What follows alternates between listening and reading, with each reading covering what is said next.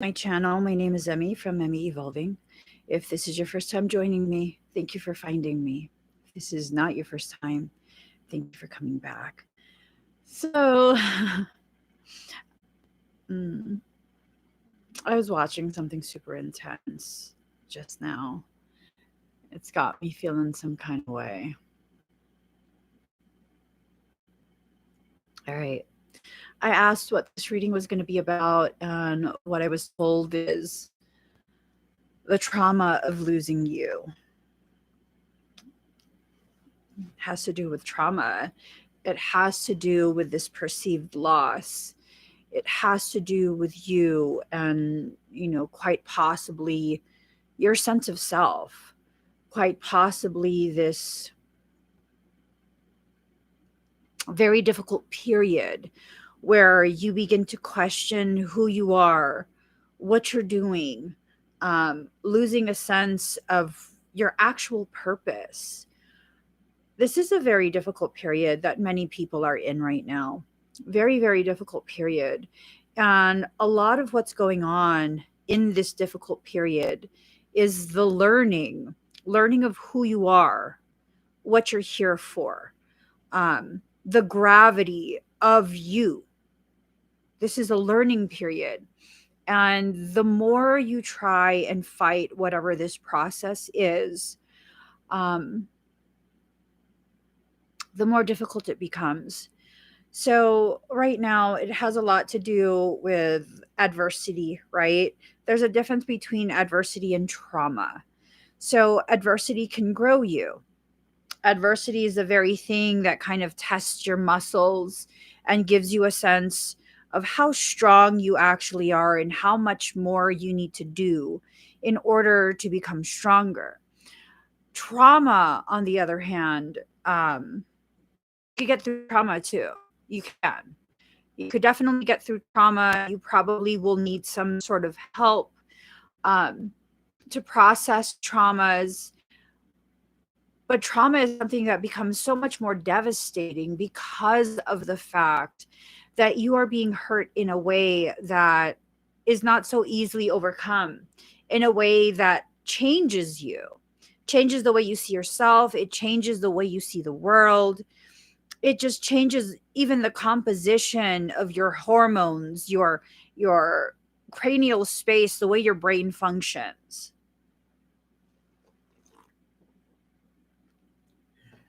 Many studies and so much evidence exists that show that depending on the type of trauma you suffer, when you suffer it, how long you go through that trauma, it can even go so far as change the actual shape and size of your brain, the way your the components of your brain function.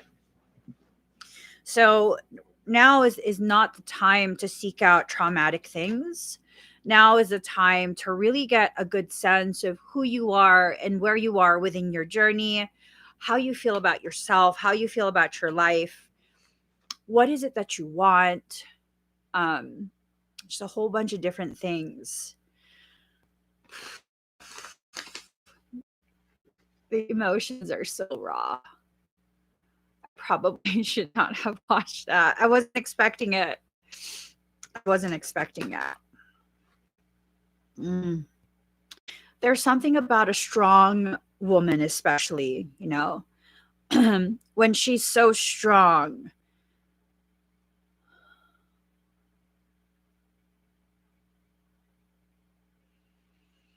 And you see, hear, or feel her fracture. There's something profound, it's like ridiculously profound about witnessing that. Something so ridiculously profound. What I was watching is this video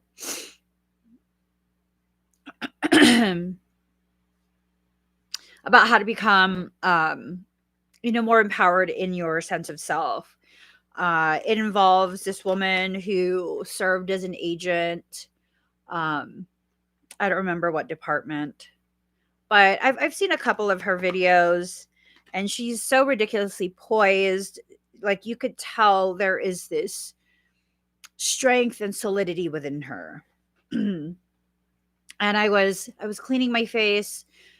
No, no, no. I was putting on mascara. So I wasn't even looking at the video. It was just playing and I was just kind of listening, because sometimes she says things that are like super profound. Profound in that it's like, wow, so I'm not crazy having the logic that I have. That's why I like her. It gives me a better sense of normalcy regarding myself and how I view the world and function in it. And and she talks about her experience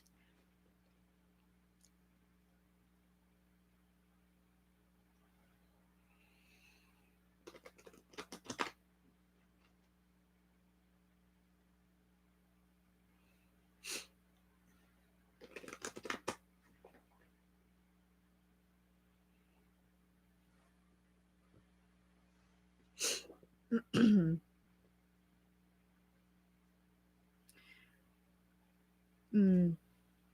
And immediately I had to stop what I was doing. Immediately I had to like totally stop what I was doing, and my focus had to go onto what it was she was experiencing in that video.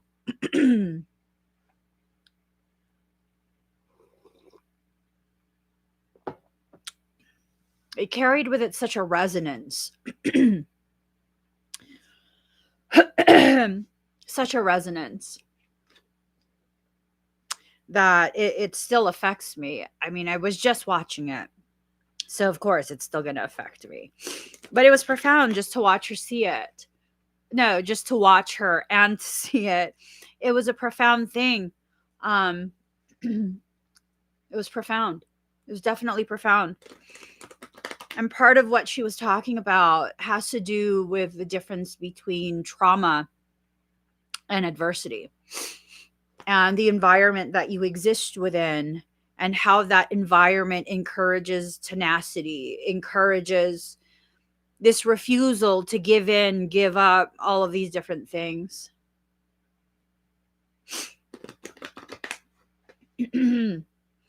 I gotta shelve that. I do. I have to shelve whatever she made me feel, because I need to be able to function and do this reading for you guys. So this reading is going to be for Pisces, Sun, Moon, Rising, and Venus. Also for your cross watchers. Sorry. Also for your cross watchers. Also for those of us who find ourselves on this channel not knowing why. You're probably here as an empath, seeking messages from your soul. Okay.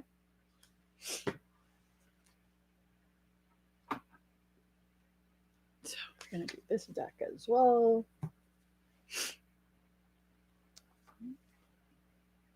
It's very interesting how the witnessing of certain things can affect you in such profound ways if you allow it to. If you allow it to. That's the key there. You have to allow. You have to allow your process to unfold naturally.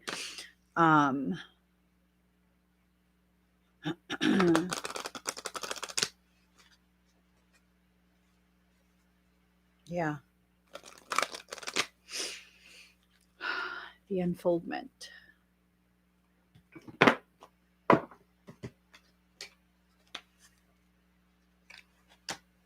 All right.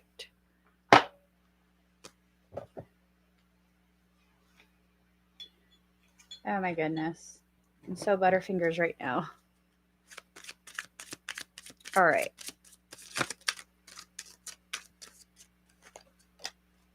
Yeah.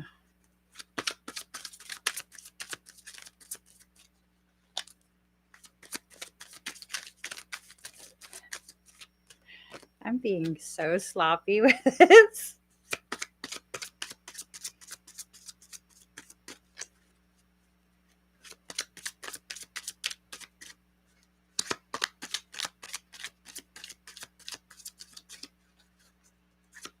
Okay. Here we go. Here we go. All right.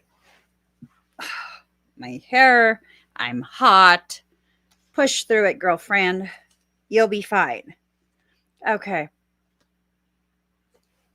Shadow. There's a lot of shadow aspects that you're dealing with in your life.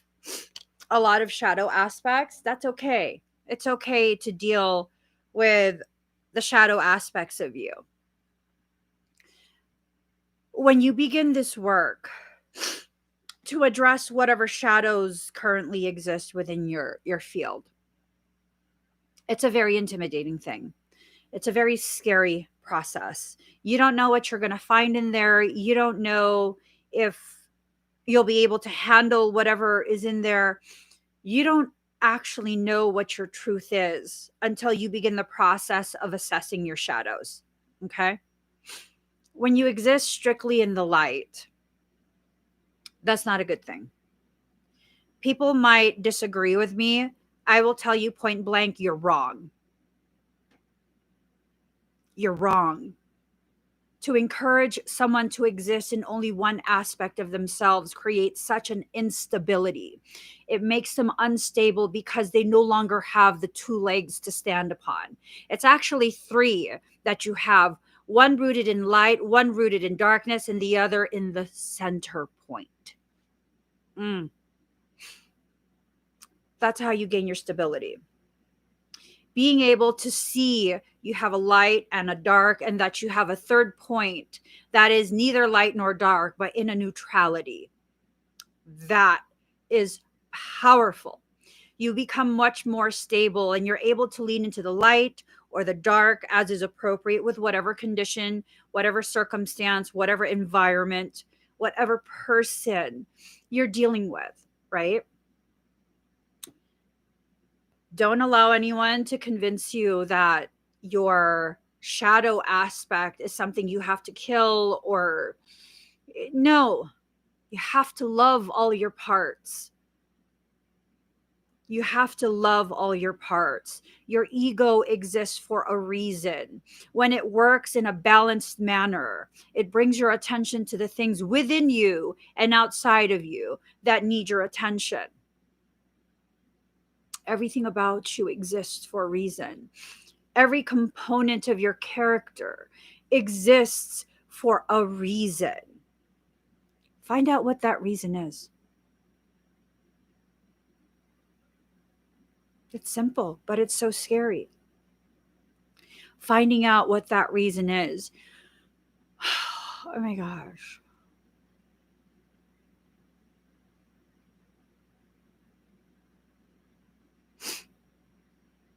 Como says, for some people, part of the purpose of your existence is to rediscover the reasons why you orbit around specific people.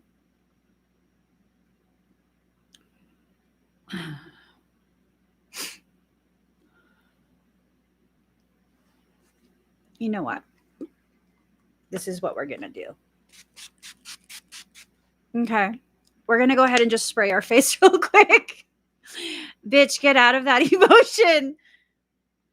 I need to get out of whatever this emotion is. Like, it needs to stop. Sometimes it's good and healing to feel these emotions, right? Not always. You have to learn to discern when it's an appropriate time to process specific emotions and experiences, memories, whatever it is, and when it's not. Right now is not the time for me to like succumb to whatever that emotion is. Right now, I have to be present in this moment. I feel like this is going to be a profound reading, and I feel like in order to properly do these messages the way they're intended, the way they need to be delivered, I need to be fully present, right? So for some, your journey is totally tied to another person.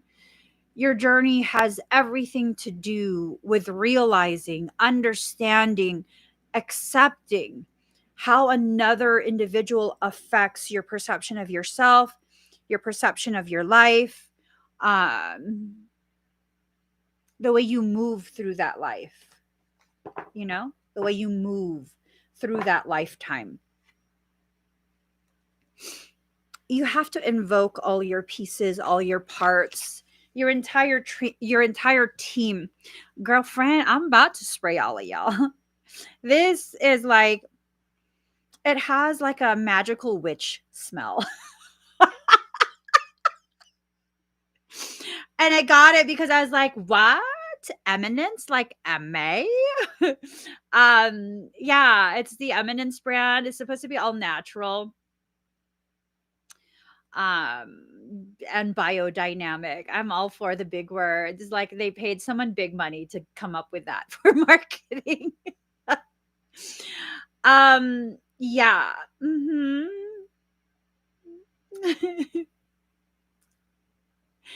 Its calming and soothing toner infuses your skin with comforting herbs to restore the skin's balance. The toner can be applied after professional or home use peels to neutralize and restore the skin's radiance. I don't know. They were spraying the shit out of me with this when I went and got a facial, like my girlfriend. Totally surprised me with the gift of a facial. And I was just like, "Ooh, girl, what you spraying on me? It smells like a magical witch." What? And they're like, "Oh, we have it." And I was like, "Oh, okay." My skin hates Eminence. I got their rose hip vitamin C oil. Colonies of milia that occurred because of that damn oil. Ah, I'm telling you, my skin is super picky. My skin is picky AF, just like me. It's got my attitude. I don't give a damn how expensive you are. If we not vibing, we not vibing. So I'm trying to think of like which one of my girlfriends can I give this oil to because it's literally still the whole bottle. Ugh, damn, it was so expensive too. I was like, oh my god, my skin's gonna love it. No, it didn't. No, it didn't. I'll stick to my tried and true Shiseido. I think my skin is racist, is what it is. I think my skin is racist, is what it is. It's like just not Asian shit. My skin was like, no, this is not from Asia. It's not made for Asians. My skin's racist. Bitch. Yeah. Girl, I'm just saying, you know what that oil is, right? I'm like, you already knew your skin racist. You only work well with like Asian type skincare. That's some bullshit, is what it is. All right, Pentacle, respect. Allow yourself to go through this process so you can rediscover more of your own self respect. Okay. For some, ooh, como talking. Como's talking. Mm.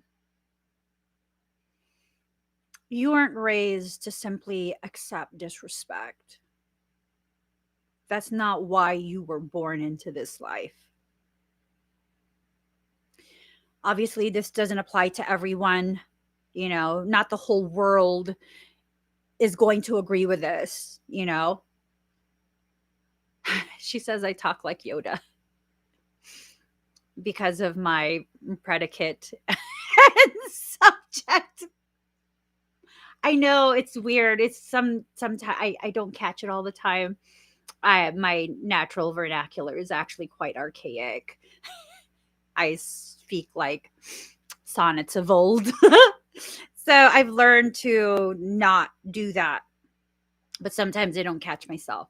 So it's unreasonable to expect the entire world to agree with my statement and my belief that you were not born. Oh, no, that wasn't even mine. That was Como's belief that you were not born to simply accept disrespect from others.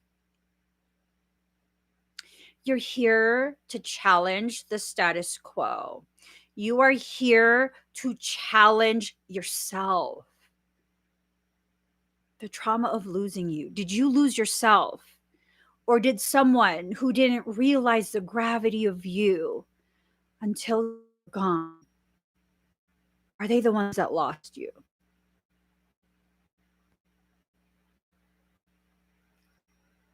I don't know. The answer is different for each person. We're all going through the same type of lesson. The players, the key components of that lesson are going to be different. Okay.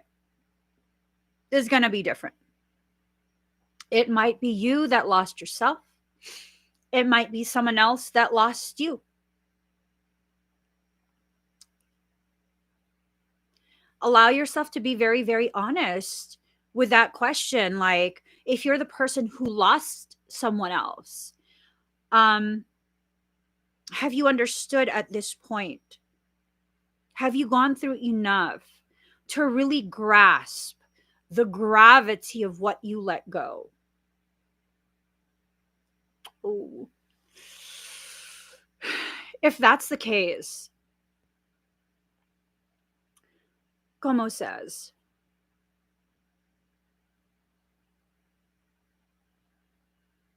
if you get another opportunity, never let it go. If you can find the courage to create another opportunity, never let it go. Work for it, earn it, fight for it, hold on, hold on, hold on. Never let it go. Because if this message is for you, you understand exactly the depth of your suffering the last time that you did. And maybe you needed to go through that last time, one time, just so you can better understand what exactly it means to you.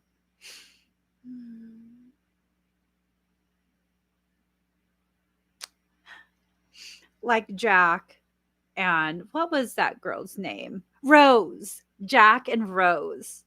I'll never let go, Jack. Mr. Harlow. Oh my gosh. Yeah. I don't know though. See, that's the thing. It's like I have to be careful about these messages because they feel so person specific. And this is a general reading. And that's the thing. Like, I don't want to give information like that to people who lack boundaries, people who really don't belong in your life. As someone who consistently struggles through stalker after stalker, like, fuck, yo, leave me alone. The fuck. You know what I'm saying? I don't know. I hope you guys don't know what I'm saying. I really do. I need to be careful about people who, and she says, fuck those people. Como. She literally said the F word, the full F word. She didn't say F those people. She said, fuck those people. It's okay. She says, you give it too much power by dancing around the messages. People will do what they want with what you say, and that's none of your problem. It's true. It's true. Because even if I'm careful about the way I deliver what is being said, what I'm hearing, um, people are going to do with that info no matter what. They're going to do with that info whatever they want to do. People who are toxic will use whatever I say to justify all of their toxicity. And, they know they're toxic. They just don't want to admit it. So, okay, I get it. I get it. I get it. So, for some of you, just don't let go. If you get another opportunity, don't allow yourself to convince yourself to be afraid of whatever it is that you're needing to kind of go towards. Whatever it is. Stability. Your stability is upside down.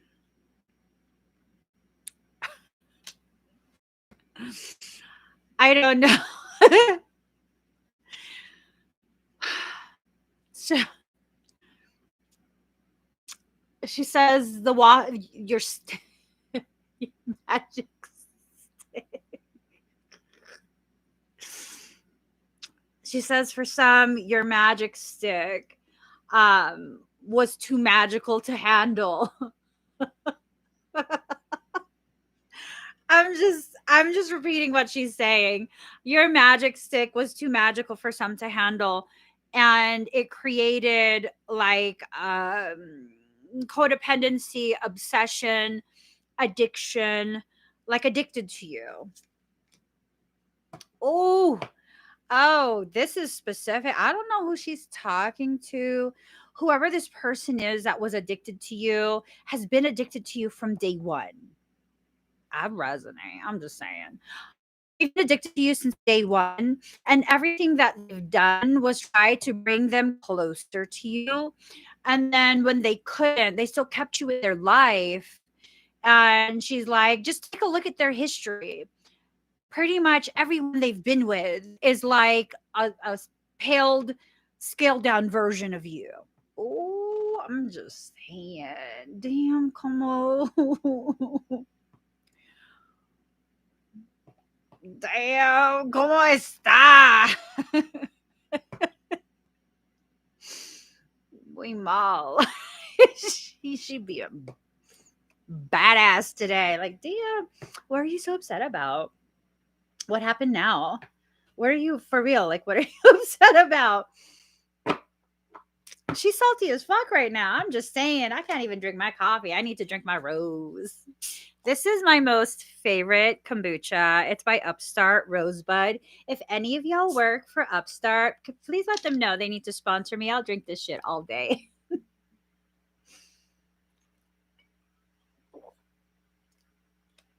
I'm just saying. I will drink this shit all day. I turn down all sponsors all the time because I don't want to be associated with any companies.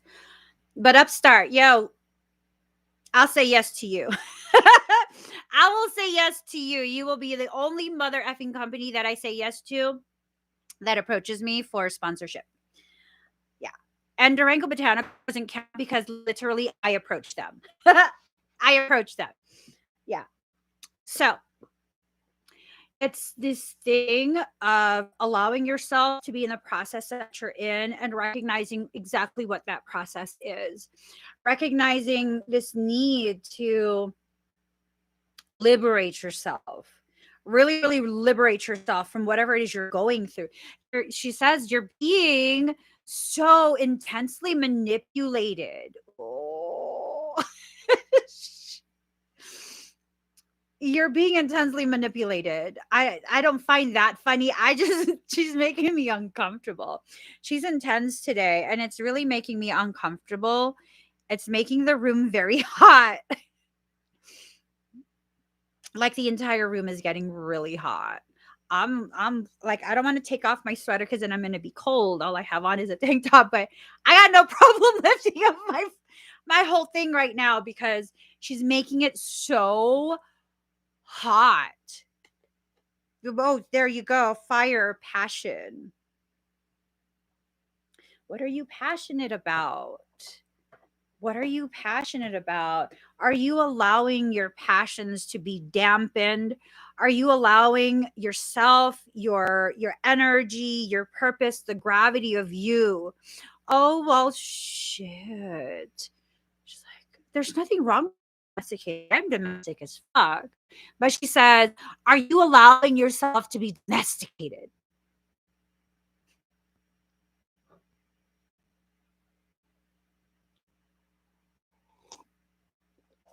I feel mildly attacked. I totally excel at domestication. I do. I do. I excel at being domestic. I love domestic life. And then she says, this reading's not for you, though.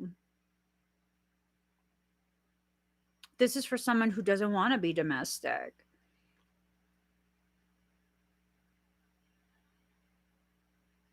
Mm.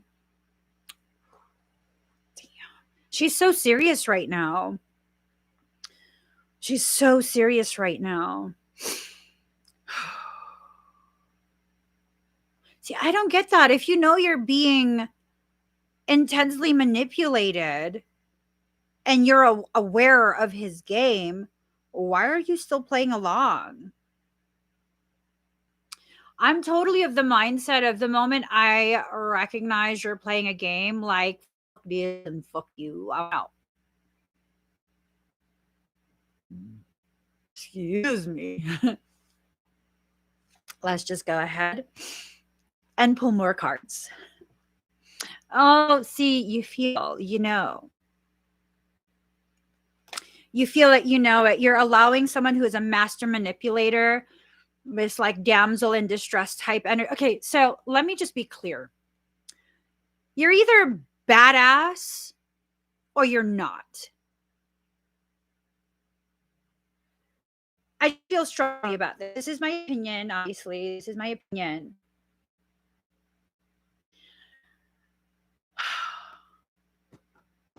My opinion is you're either going to be badass or you're not. You can't exist in this middle ground of like, I'm badass, but if I don't get my way, I'm going to cry. You're hurting my feelings. Okay, beta. Stop it. I'm just saying, you can't like feign being badass and then do that. Like, no, that's just bullshit. If you're going to play that role of badass, like you're going to have that badass attitude and be all fiery, and you know what I mean? Then be that, do that. That's you. But you can't be like, I'm badass. And then whenever you don't get your way, you're going to cry and be like, I can't believe you're doing this to me. Like, for real? You're not badass. You're having a tantrum. You have a bad attitude. That's all it is. That's all it is. Como's really riling me up. I don't even know who I'm talking to. For real, guys. Stop playing these roles. I don't believe I'm badass. Some people here and there have accused me of being a badass. I'm not. I'm a highly sensitive, fractured person. I'm in the process of retrieving all my pieces and piecing myself back together. I'm not badass. There's nothing badass about me. When my traumas get flared up, I act up. That's not badassness. I'm a fractured, fragile person. I'm not broken. The fracturing, just like the Japanese art, where when pottery is fractured, they fill it with gold. That's part of my process of elevating my actual worth within my eyes, with the way I see myself. We need to exit out of this program where if you are a woman, you need to play this part and identify as a badass. No, I'm not badass. I'm not gonna. Oh, she's like, honey, you are. I don't identify as badass. And she's like, that's what makes you badass.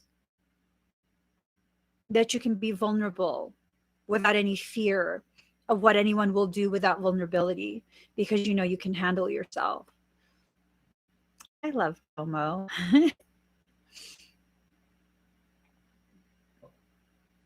She says, stop trying to correct people in the way they see you. That you've said yourself many times. You have no right to try and alter the way people see you. That you have to respect people's intelligence and accept that they're intelligent enough to see you as you are. Okay. I'll stop. I'll stop. You know what's going on. You can feel it. You can feel what is being done to you. You can feel the ways in which you're basically being manipulated into once again complying, playing this game, doing another cycle of whatever this is.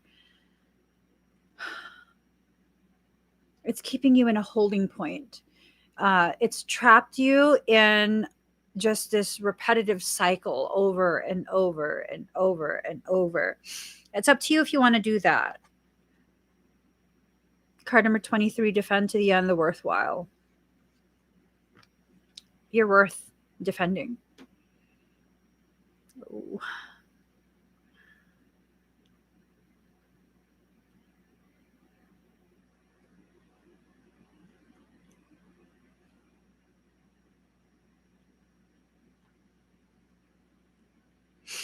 She's talking about how it's your very fear of the process that you have to go through in order to learn your worth that's preventing you from fully understanding your worth. You're worth so much more than what you're receiving. You're worth so much more than what you're receiving. You've allowed yourself to be partitioned, to be, oh, who is she talking to? She's like, the allowance is not worth it. Are you a kept person?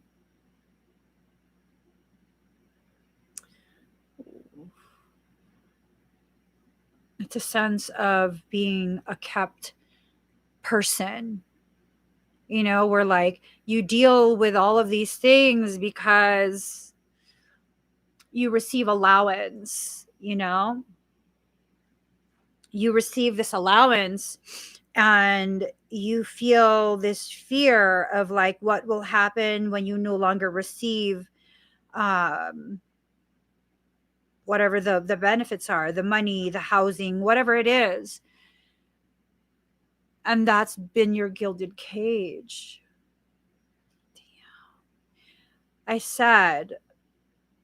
She said, your allowance is not worth it. Like a child, you're receiving allowance. Damn.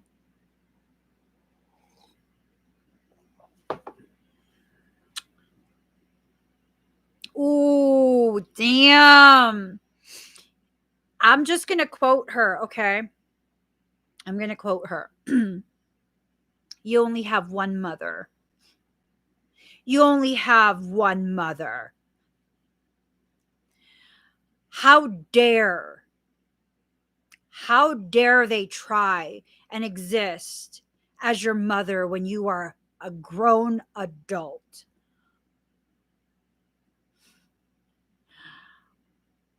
Are you talking to your child? I mean, does your child watch this channel? Do they watch my videos? She's quiet.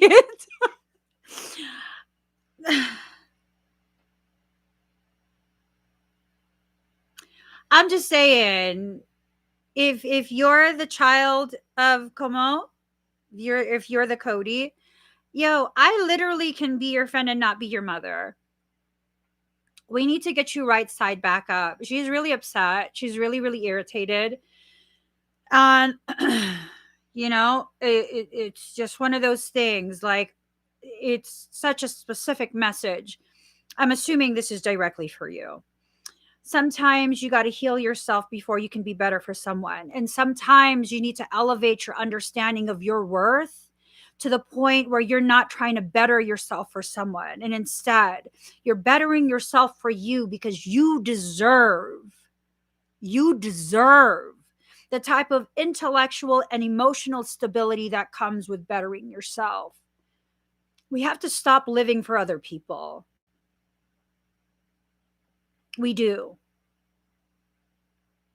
We have to stop living for, I mean, unless it's bettering yourself for your children because they're extensions of you.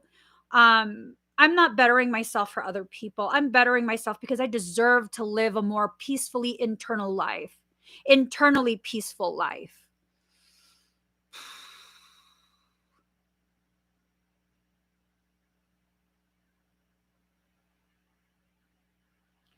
Only fight to become worthy of the people who are worth fighting for. is what she says. Only fight to become worthy of the people who are worth fighting for. These are the people who don't tell you what to do, who allow you to be yourself, who, even though sometimes they get irritated with some of your quirks, that's you. That's who you are. They love you as you are. There are people out there that exist in this way because that's who they are. There are people out there who exist as a whole person. They are whole. They don't need you to complete them. They don't need you to heal them. They don't need you to save them, protect them, damsel in distress them. No. You went up that tower looking for a warrior queen and found a damsel in distress instead. Accept what it is for what it is.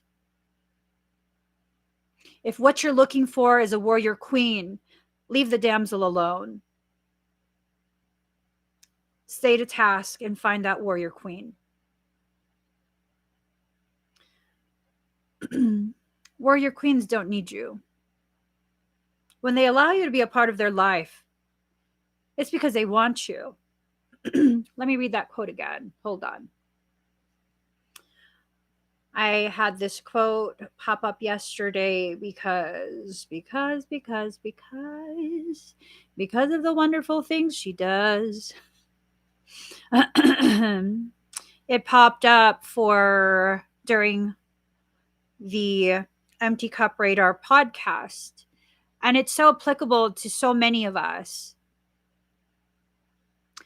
The most beautiful part to loving a guarded girl is this: when she lets you in, it's not because she needs you. She stopped needing people a long time ago. It's because she wants you. And that is the purest love of all.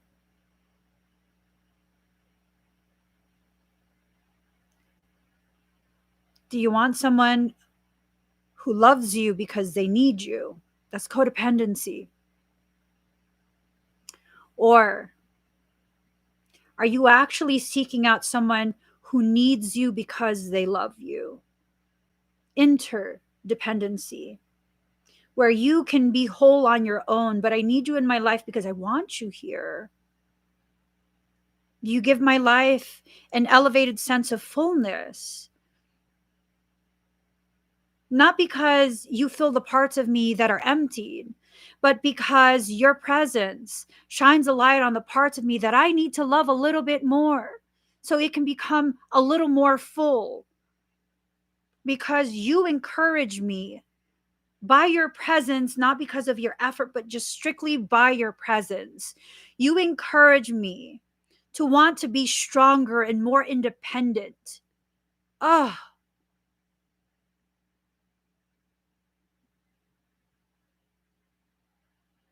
these are not people you find. These are people that your life and your soul will allow you to cross paths with when you're ready to receive that type of interaction and connection. You cannot find these people because they hide these things about themselves. The world is an unsafe place for people like this. It just is. And because people like this are about efficiency, we hide these things about ourselves and only show it to the people who deserve it, the people who we are offering this type of profound depth of connection to.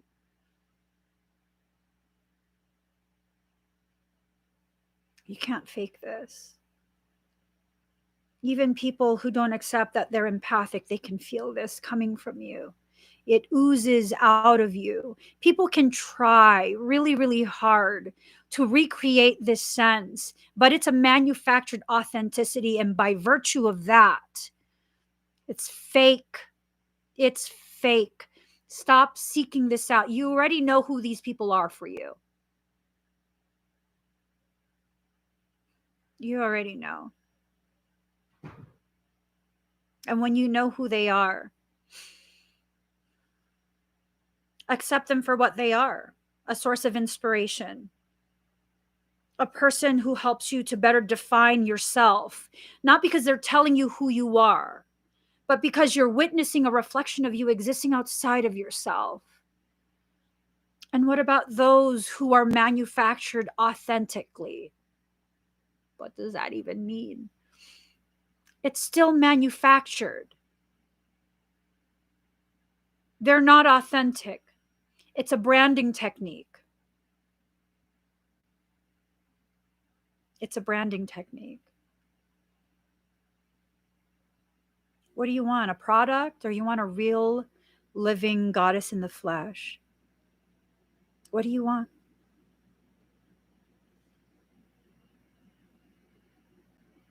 See, here's the thing. If you want a goddess in the flesh, this is someone who knows her worth. This is someone who will not settle. This is someone who feels complete in her own life. And you, my dear, are not a necessity. You are a choice. And until you can recover enough of your fragmented parts to begin understanding that you are her equal, yikes. Yikes. Do you want her pity, or do you want her appreciation?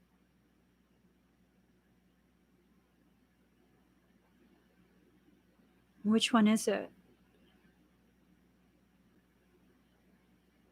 Because for women like this, for them to pity you, I don't think you're ever yourself in the position you want to be with them.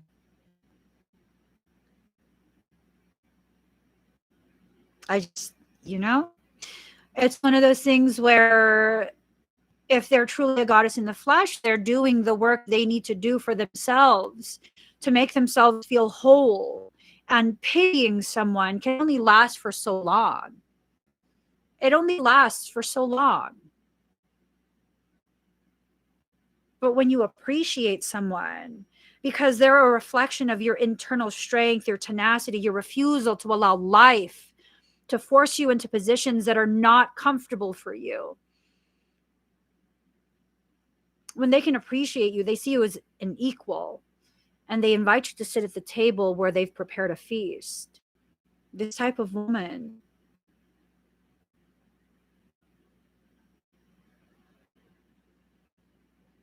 she can feed your soul food that you've never tasted.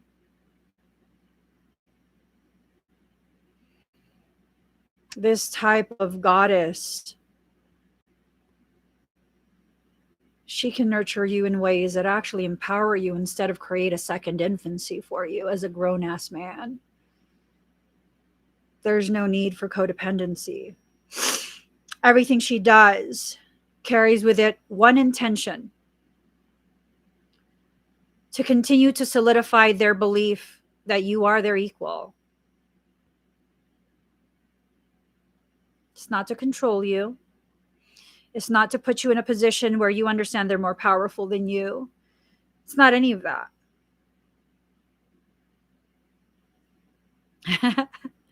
Como.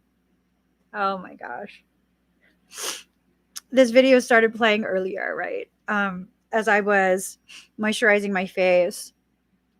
The topic was the differences between an alpha and a sigma female.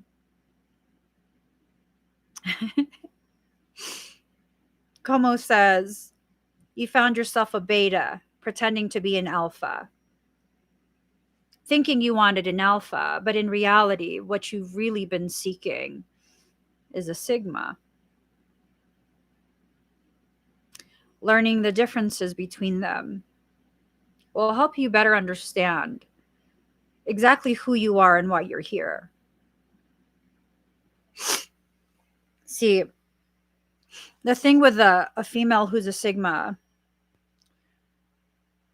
she's highly independent. She doesn't play by the rules. She doesn't even play games if she's a balanced sigma. Yeah. She's just existing with no apologies for the way she exists. She's efficient, highly intelligent, emotionally mature. She doesn't seek to destroy people that don't need to be destroyed. There's no competition there. An alpha could never compete with a sigma because sigma doesn't play games. They're just so unbothered by life and the bullshit that they won't play the game. They'll call you out on your shit before they walk away.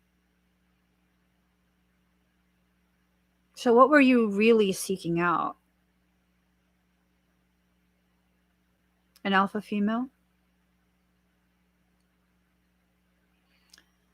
Alphas need other people to validate them. Sigmas really don't give a shit. They really, truly don't care what other people's perception of them are, especially if that perception is convoluted in some way.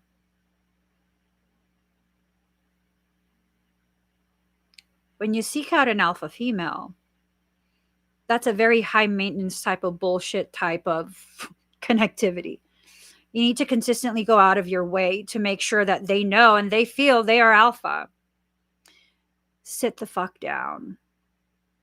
You're in the presence of a sigma. There's no room or patience for the bullshit. There really isn't. These are people projects. They're the ones that need to be able to prove to everyone else what they've accomplished, how far they've come, how far above other people they are. And some are so fucking manipulative that they do this in a very covert manner. They don't make it very obvious. And that's okay. You can continue to exist like that if that's how you are, right? If that's what you like, continue to be around that. That's fine, because everyone kind of needs to have their place within the environment they exist within.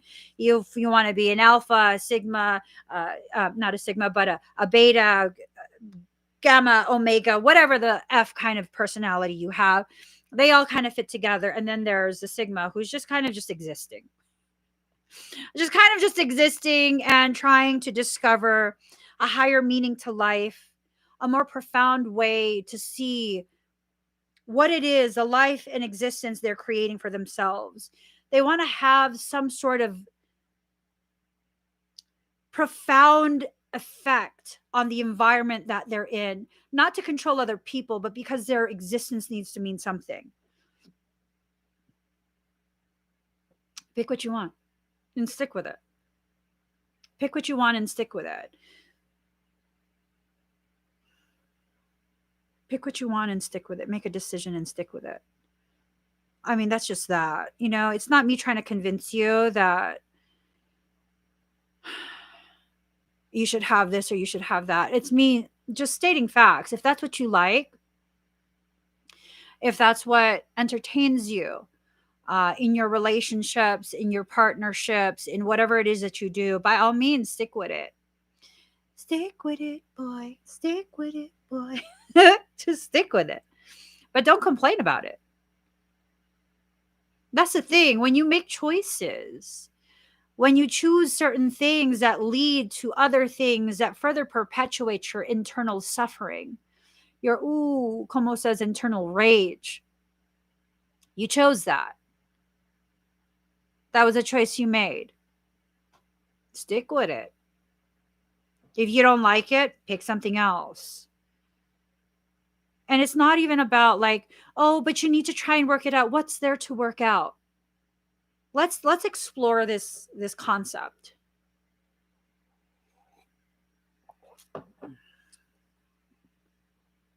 You're not going to change an alpha. Okay? Only extreme circumstance will change an alpha. The difference between an alpha and a sigma are childhood experiences. When an alpha experiences struggles and whatnot, oftentimes what ends up happening is people in their environment will, coddle and encourage them and tell them how amazing they are and they didn't deserve that. And, really inflating the sense of their proper placement within societal hierarchies. Sigmas, on the other hand, they didn't get none of that. They began as alpha to begin with, they were alpha type energy. And when they didn't get that type of like reinforcement, if you belong in the top, people can't treat you like that. Then they just became defiant. They were like, fuck it. Who gives a shit? So when you make these choices, you're taking on the entirety of this person's human history. When they have consistently lived within an environment or a family unit that continues to exemplify behaviors that lead to them thinking they deserve more than other people, that their needs are more valid than other people, then that's what you're dealing with. That's what you're dealing with. That's who they are. That's their character. That's how they see the world. That's how they'll function in the world. Unless you actually truly believe you're going to override their entire childhood programming. It's said that by the time you're 5, your character is developed. That you are who you are by the time you're 5. By the time I was 5, I was a little badass motherfucker. You ain't gonna shut me up if I got something to say. You're not gonna tell me something else. You're not gonna make me feel bad about being who I am. That sounds like a you problem. By the time I was 5, you're not going to change the way I am. Now, once in a great while, I'll come across someone who has a profound impact on my journey, and it better refines my perception of myself. Like for many of you, you've refined my perception of myself, where it's like, I don't have to be in this internal war. That it's okay for me to be in the presence of people who recognize the gravity of me. And I don't have to correct you and minimize myself. I don't have to efface myself. I don't have to be self-deprecating. I can just be like, okay, thank you. That's what you see. Okay, I don't fully get it, but that's okay too. That's okay. I don't have to convince you that I'm less than what you think I am. That's okay. You guys are helping to refine my perception of myself. But for the most part, even the people who do mean things to me can't change my character. They just can't. I'm already a formed person. I can't be docile in the face of adversity. That's not who I am. I can be docile up to a point. But once you reach that threshold, watch the fuck out. Watch out. You're going to see a whole nother side come out. You're not going to see it coming because that side stays fully contained until it's necessary. In real life, it stays fully contained until it's necessary. You're not going to force me to comply. I'd rather die, for real, literally. I'd rather die. One of the things that people didn't like about sparring with me when I was a child and we were doing like martial arts stuff, I won't tap out. Break it. I don't give a fuck. It'll heal. You're going to look like a dick. Break it. I don't give a shit. I'm not going to give in. I'm just not. I'm not going to give in. There's no way. There's no way. I'm just not going to. That wasn't taught to me. That's something that's always been inside me. I'm just not going to give in. That's not within my nature. And the more you try, the more I'm going to fight. That's just how I am. I'm not trying to be badass. I've lived a traumatized life. I come from a third world country. Like, I'm not going to give in. Like, who knows what you're going to do if I give in? No, I'm not going to give in. Do I have to be ashamed of who I am? Do I have to traumatize? I'm just too fucking hot, yo. I can't, even with this super high already. I just can't. It's too hot. It's too hot. Can't do it. I can't. It's too hot. The heat of it. The heat. Why is my phone not unlocking? Oh.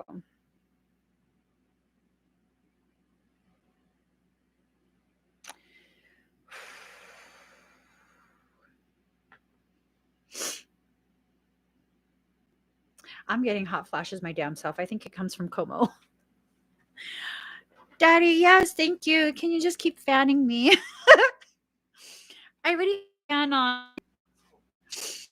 someone's mother, Cody's mother. I already told you. Como. Put some respect on my name. She didn't like the way you asked. I'm going to sing on her behalf. Put some respect on my name. Put some respect on my name. Sprinkle it. Okay, all seriousness. If you feel like you have to defend who you are, why are you there?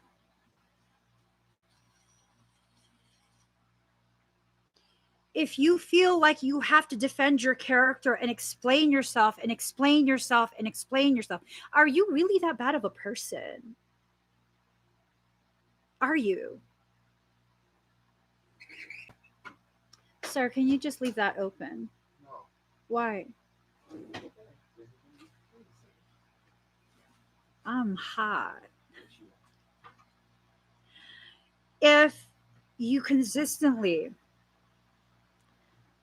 have to rationalize in your head and your heart,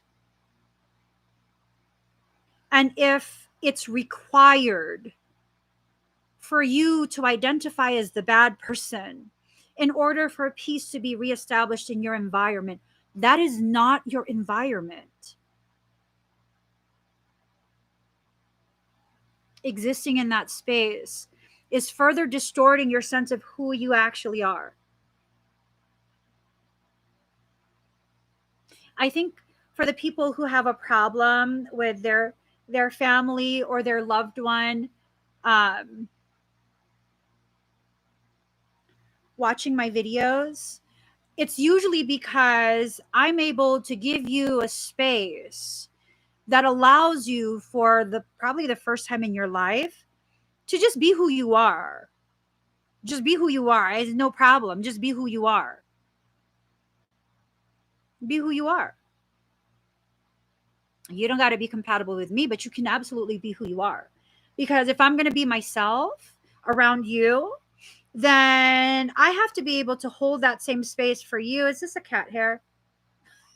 Something's here.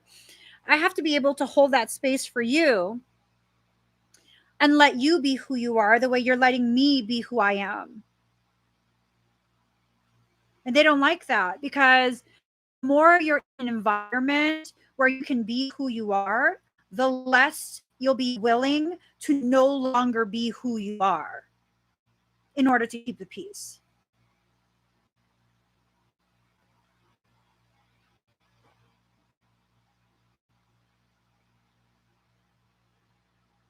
Yeah. That's a beautiful thing. That's very empowering. That's a very, very beautiful thing for you to finally rediscover who you are, because a stranger is like, fuck this, fuck that.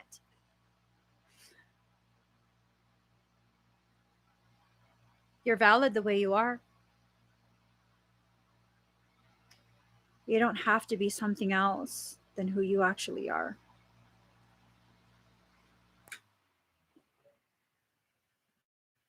You just don't. You don't.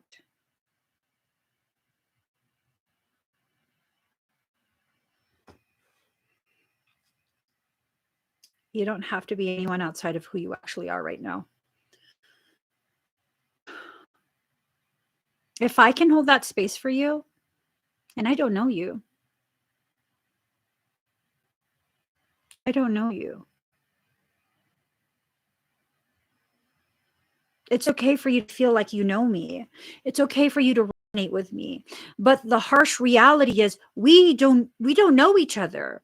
We haven't spent intimate bonding time together. When I say intimate, like I don't know your life history. I don't know all of the things that have happened to you to cause you to react to life in the way that you do. I don't even know how you react to your life, yet I can sit here as a complete, literal stranger to you and give you a sense of home.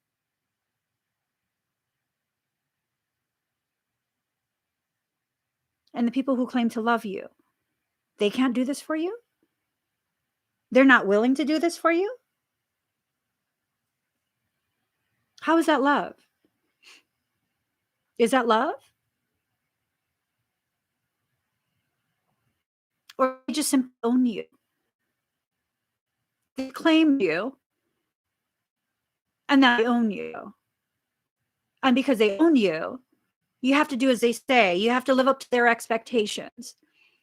Spoiled brat much? One of the beautiful things about growing up in a family with so many children is that my brothers would call me out on so much shit. I mean, their perception of me was distorted, don't get me wrong. But they would call me out on so much shit. And, they would accuse me of being a spoiled brat and whatnot. Was I being a spoiled brat or was I just upset with my treatment? And because I had all those experiences, all that adversity growing up, it gave me a tenacity about myself and my life.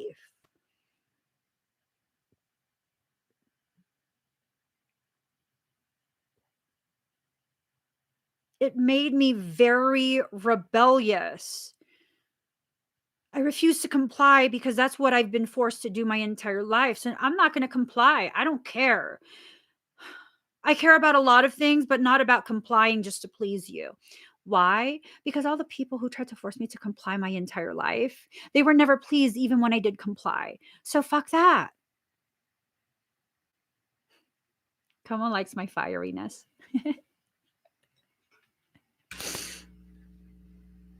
Oh, that's sweet.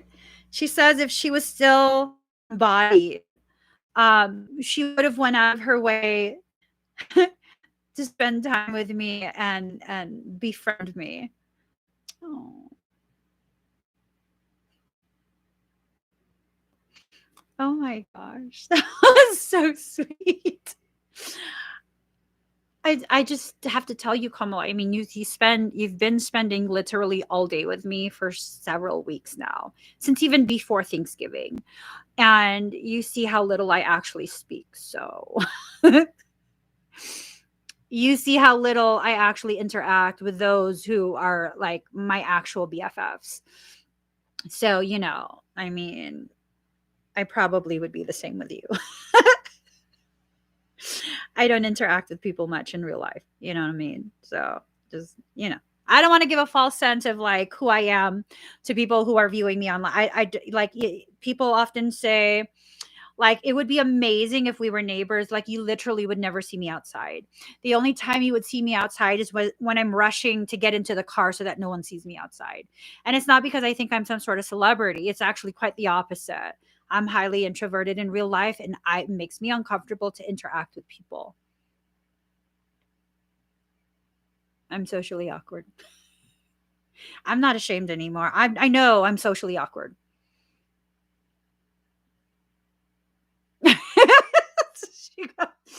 Lift your chin higher in defiance. I'm socially awkward. That's a declaration. I am. And I don't like looking people in the eyes when we're in person. It makes me uncomfortable, man. That's just how I am. Sometimes I'll force myself to so that you're not uncomfortable being around me, being uncomfortable around you. That's okay. That's me in my process. That's okay. That's not me being fake. That's me being the accommodating person that I always try to be. You can be in an environment, just like I'm in an environment every day, where people accept me just as I am. Attitude and all. Attitude and all. the trauma of losing yourself again, your sense of self, your sense of purpose, your sense of whatever sense of something that you're losing.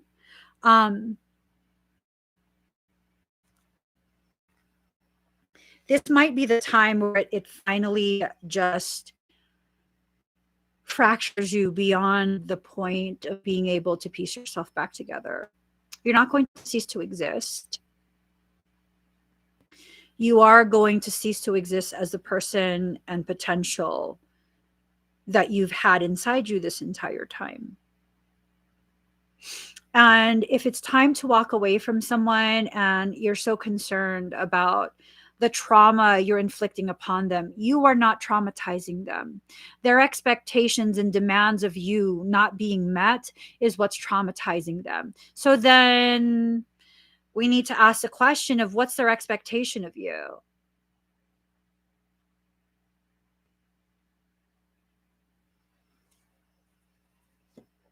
They want you to be their knight in shining armor, yet they keep regarding you like a stable boy. I don't know about that. I don't know about that.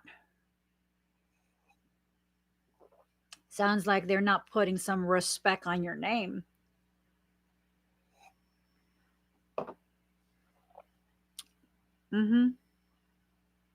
Sounds like you're not getting the proper treatment that you need,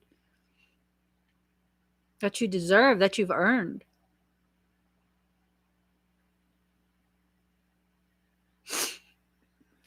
So when people look at other people, if they're in a relationship and they look at other people, one of two things is happening.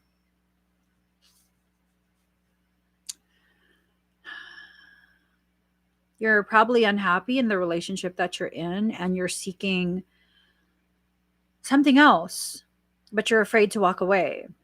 Or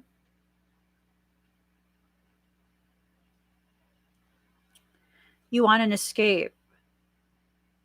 You want an escape from the existence that you're living. And you've been so gaslit into believing that unless you choose to stay, then you're a bad person and you gave up and this and that. So you're kind of just staying out of obligation. This might be someone that you've known for a very long time or have been with for a very long time. And that's why you stay. You might even considered taking this to the next level. And for some, maybe it's moving in together. For others, maybe it's getting engaged. For yet others, maybe it's getting married. Just like combining all the finances, combining the living.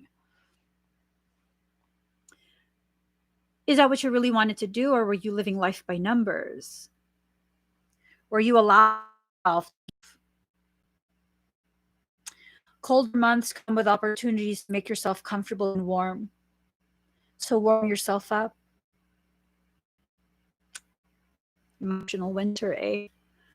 That's what the notification is telling me. So that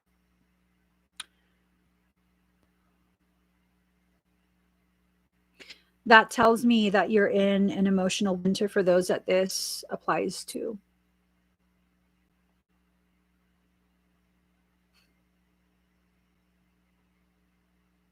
For a while, this song kept playing in my head for like maybe a year. And I knew it from childhood, but it was never really a major, like no one sang it to me as a child.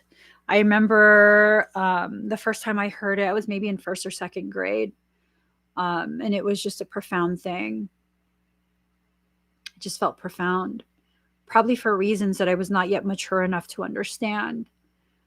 Como says, stop with the explanations and just sing it. You are my sunshine, my only sunshine. You make me happy when skies are gray. You'll never know, dear, how much I love you. Please don't take my sunshine away. For some, they see you as the sunshine that you actually are. What's the gravity of that statement? They understand that the sun can make you feel warm and happy and just feel beautiful. But they also understand that that sun has the ability to burn you. And so they handle you delicately, not because you're a delicate person or thing, but because you deserve that type of reverence and respect. And then comes this very real thing of like, I know I am not sunshine. I'm more like the moon, shining brightest at the darkest times, helping you find your path without blinding you in the darkness. But even though I'm surrounded by beautiful stars, you just can't overlook me. And on nights where I'm obscured, hidden away, you'll seek me out. And I go through these phases where I wax and wane, where I diminish and become fuller. And all of those parts of my cycles are accurate and valid and precious because they indicate my growth. They indicate the movements that I go through within myself. In a world where everyone is trying to be sunshine, fake light, you guys can have that. I'm not interested. I'd rather be the moon going through her phases. And in that quiet shifting, still have such a profound power to affect the oceans. The moon never brags about her effects. She just continues to exist knowing. And even in that knowing, she still gives herself the freedom to go through her cycles where she loses parts of herself. But is it really a loss? Or is she just hiding it away? There's something so poetically beautiful about the moon. It carries with it yin energy, feminine energy,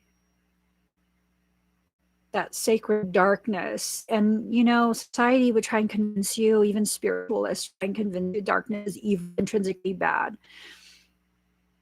If darkness is so bad, why is one of the most, if not the most sacred space on earth consumed by darkness? Your mother's womb.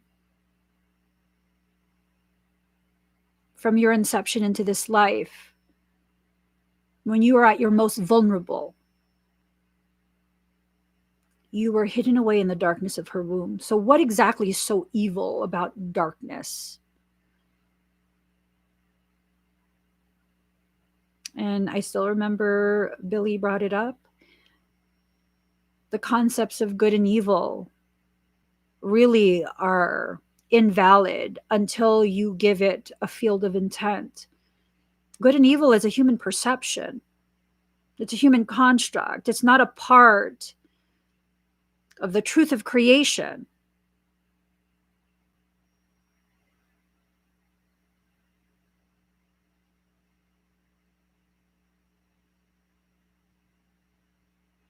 That's beautiful, Billy. Music box plays that song to me in my deepest emotions in a dark cave surrounded by crystals in the cave walls that are lit up from truth that have been discovered, crowned lotus of life. And where does the lotus thrive? In the murkiest of waters. Many of us have these people in our lives who try and convince us you're only thriving if the water is crystal clear and you're placed in this expensive vase. The reality is, I will never thrive in that environment. I need the earth. I need the waters muddy, because that muddiness in the water is indicative of the silt, the richness of life, the richness of the parts of me that have decayed and still continue to exist in order to nurture me further. If you love me, do not cut me and place me in a vase. Leave me as I am, so that I may continue to grow and enter into new cycles of living in life, cycles of growth and expansion. Because really, when a plant grows, it expands. Card number 21, beyond the mind, the heart beats. Going beyond just those simple human thoughts and understanding the rhythm with which you are living. You are going through lessons that need to be completed at this point. What does it mean to complete a lesson? To master it to the degree that you don't repeat it again. That's what it means to complete a lesson. And that's not to say that the lesson won't circle back around, but this time you're viewing it from a higher perspective. And in that higher view, higher level of dimensional consciousness you're using to perceive that same situation, you will react differently. You will respond differently. And if you still react and respond the same, you haven't learned that lesson enough. That's why it's circling back around. So what do we need to do?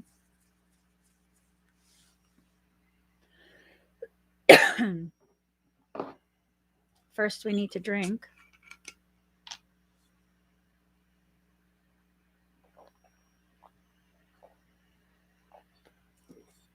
And then we need to carry forward. We need to take in whatever hydroplasmic replenishment we need. That helps to clear the throat so you can more properly communicate. It just does. You know, everything you guys witness me do on live streams, it carries with it a secondary meaning. It carries with it quite a bit. Quite a bit. My coffee, it's no sugar. So what is it? It's black coffee with baking coconut milk. And then my husband oftentimes sprinkles some cinnamon on it. And it contains desiccated collagen. So what does that mean? I'm drinking in the dark bitterness of life. Is it a bad thing? No. It perks me up sometimes. Sometimes it puts me further to sleep. That's okay. It's valid. It's a part of my morning ritual. Drinking down the shadow aspects that sometimes taste bitter, but then it's paired with coconut milk, something that's considered a healthy fat. It nourishes my brain. It's a creamier way of receiving the MCT oil. Yeah. It helps to further nourish me. The collagen ensures that I'm flexibly strong, not fragile and flexible. The cinnamon, oh my gosh. That's an accelerant. If you use it in witchcraft, it accelerates whatever you're doing. It invokes a lot of that fiery energy essence to burn through any obstacles that stand in your way. I mean, I guess we could call my coffee witch's brew. And today I have Upstart Kombucha Rosebud. It has water, organic vegan cane sugar, organic white tea, organic rose petals. So the cane sugar is eaten up by that kombucha. Kombucha is a SCOBY. It's a fermented drink. That SCOBY is a living thing. It's a living thing. It reproduces. When you ferment your own kombucha, that disc that forms, that gelatinous disc that forms, it's called the mother. She reproduces in the drink. In that process of fermentation, she eats up all the sugar. She eats up all the sugar. She uses the sweetness of life to recreate. It's a living drink. It has living probiotics. You add rose petals in there, and it reminds you to remain soft within the environment. It reminds you of how sweet your essence actually is without even trying. No need to modify, alter any of that.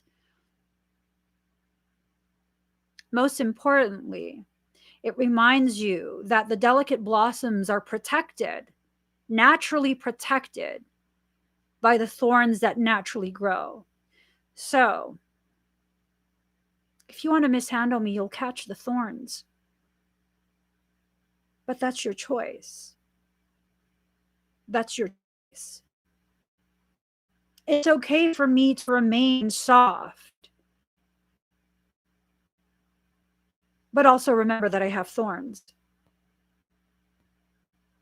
And drinking these things down helps to clear my throat and remind me the gravity of what I'm here to do, which is speak authentically.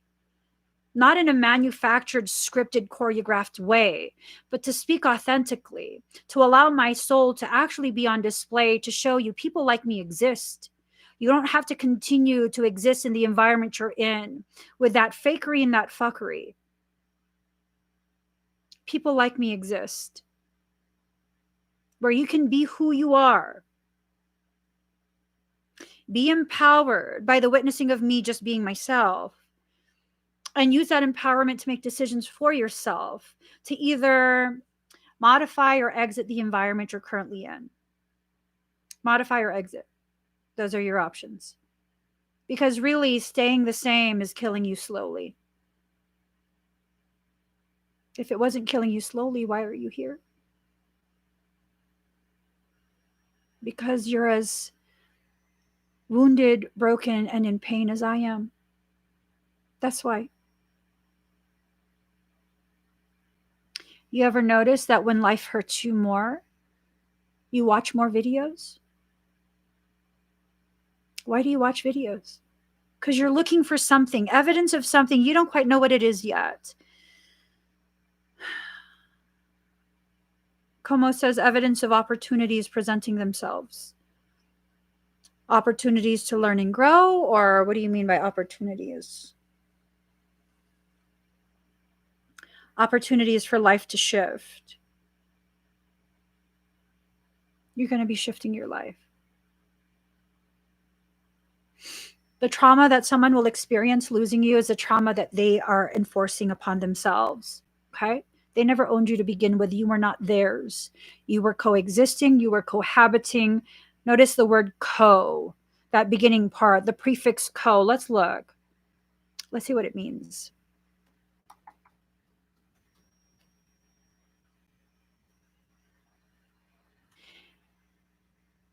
It comes from Latin, where it has a meaning joint, jointly together. Yes. With, together, jointly, coexist, cohere, in or to the same degree, coextensive, sharing job or responsibility. Yeah. It gives a sense of an attempt to create homogeny where you're both equally present, both equally trying, but it's only you that needs to change, right? So that's no longer co. Feels more like con. Let's see. What's that mean? Means with or thoroughly, meaning together.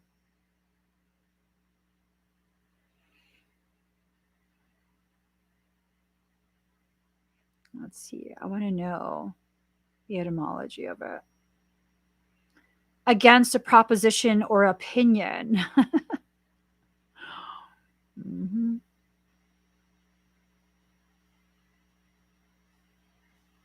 Let's see.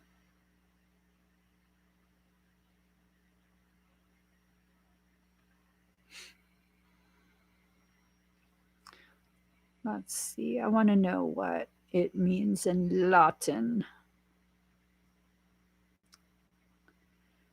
Let's see. With or together.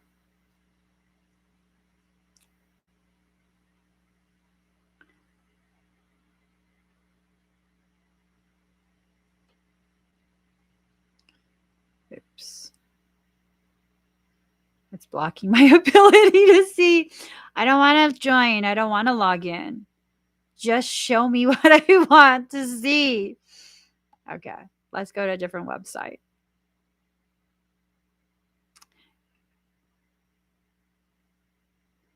Okay.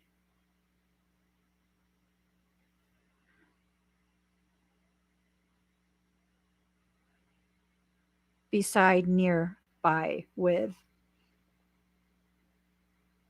But that's calm. I said con. Ugh, it doesn't want to show me.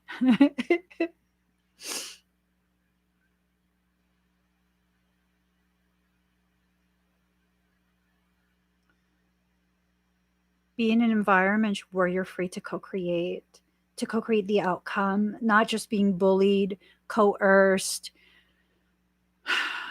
convinced that you need to agree for the sake of peace. Do you understand you're worth going to war for?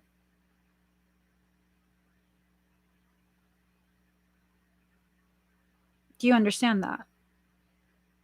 You are worth going to war for. And instead, you allow yourself to diminish what you actually deserve.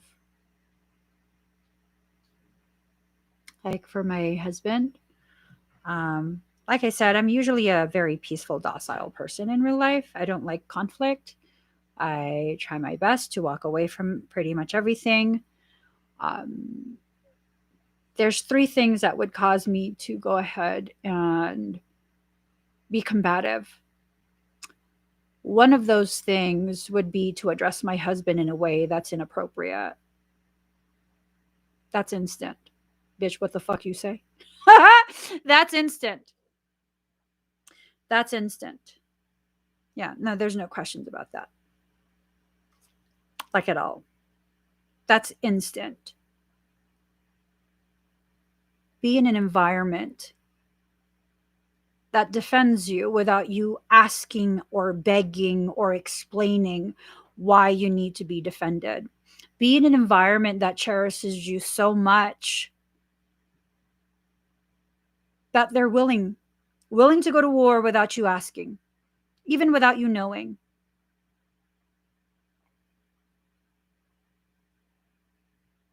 Because to me, that's how I know. That's how I know. Like when they don't need me to witness it, that's how I know it's not an act. It's not to get me to see that they love me. They actually really fucking love me. They actually really fucking love me.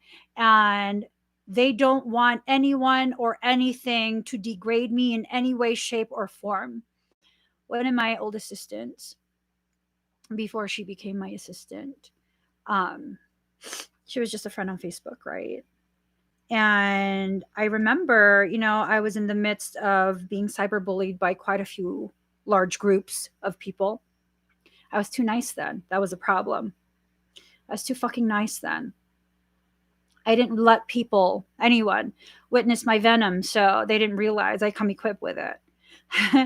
But I remember I was walking away from a group, and this person, who's usually very, very fucking docile too, she's just a peacemaker, That's why I enjoyed her on Facebook. I really enjoyed her and considered her a friend. And I remember someone who I was no longer connected to on Facebook made a post. And it went, I don't remember what the post was about, what the original post, but it was a lot of people commenting on there. Some of them were basically, I don't remember who it is anymore.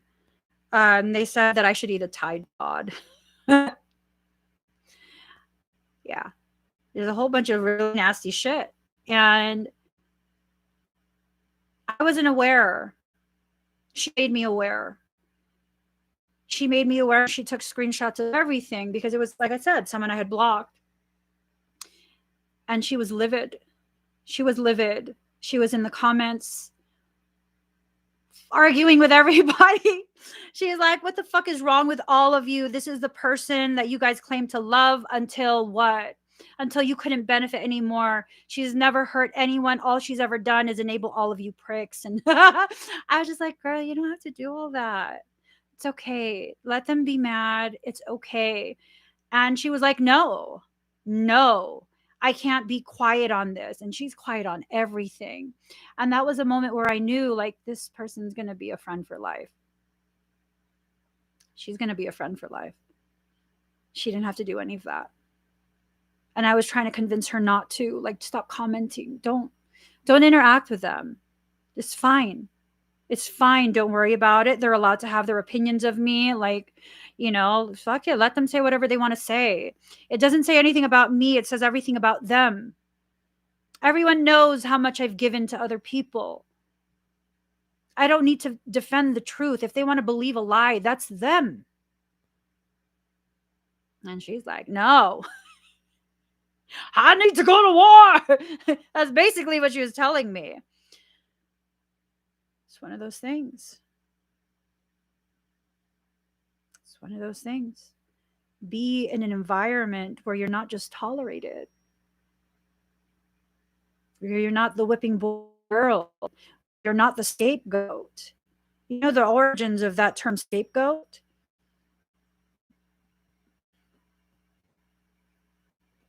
Had to do with an ancient ritual.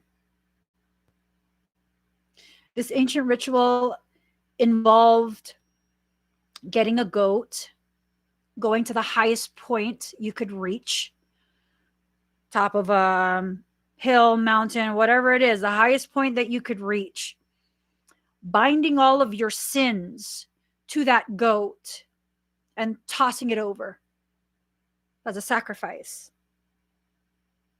That's a scapegoat. I'm not willing to do that for you. I'm no longer willing to do that for people. I'm not going to be your scapegoat. I'm not going to continue to exist in an environment where that is the role you are delegating to me. Fuck that. And fuck you. No. When you know you've done nothing but try your hardest to be the best person you possibly can, let them be traumatized by your absence. That's not something you are putting upon them. It's their decision to try and own you that's causing them to feel traumatized by your absence.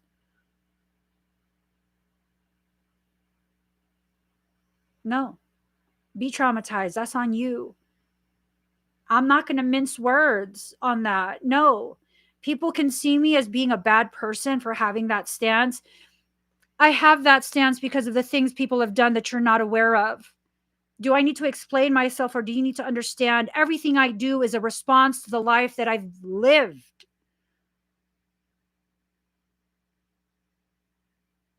It's because of the life that I've lived. I deserve to be able to defend and respect myself as is appropriate by what people bring to me. You deserve this too. You deserve this. You deserve to have some standards where you can be like, no, I already see where this is going. Maybe I'm wrong, but I'm not going to be here to find out. Because too many people have done that same exact thing to me. It's not to say that everyone that says they love me is using me. I want to make that very clear. There are many of you who have shown me time and time and time and time and time and time and time again. You love me because you love me, and that's that. But I will also say, all the people who have been the most malicious, malignant, intentionally hurtful and harmful towards me with the intent of trying to destroy me, once upon a time they claimed they loved me too.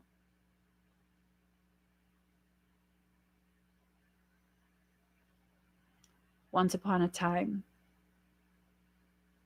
long ago.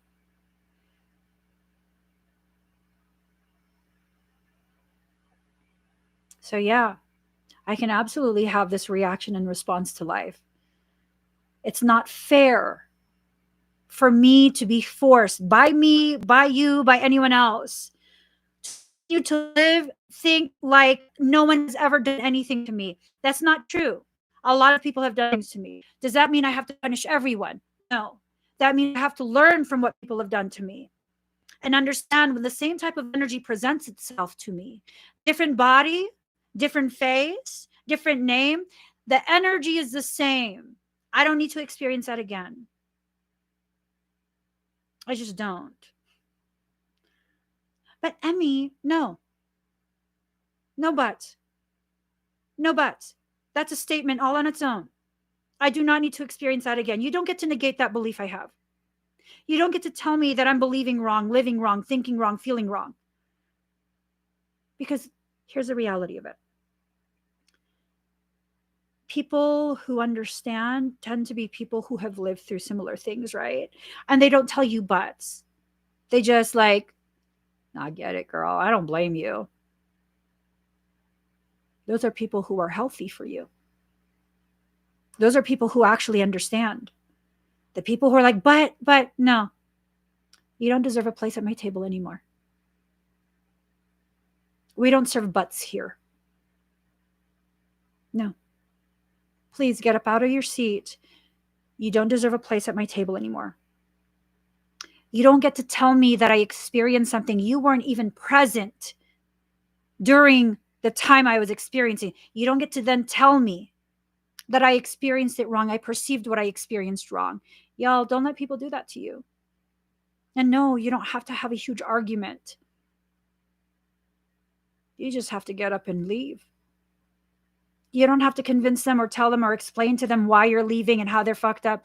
No, if they couldn't hear you when you were bearing your heart and soul to them, I promise you they sure as fuck are not going to hear you when you're telling them they're wrong. Because that's not how those conversations go. When they tell you you're wrong about how you experienced something they weren't present at, you're absolutely going to be double wrong, telling them, they who know everything, that they're wrong in their perception of what you experience. Not even pig's butt. The only butt you serve is pig's butt, so be careful because there are still not even pig's butt. I'm sorry. I don't eat pig ass.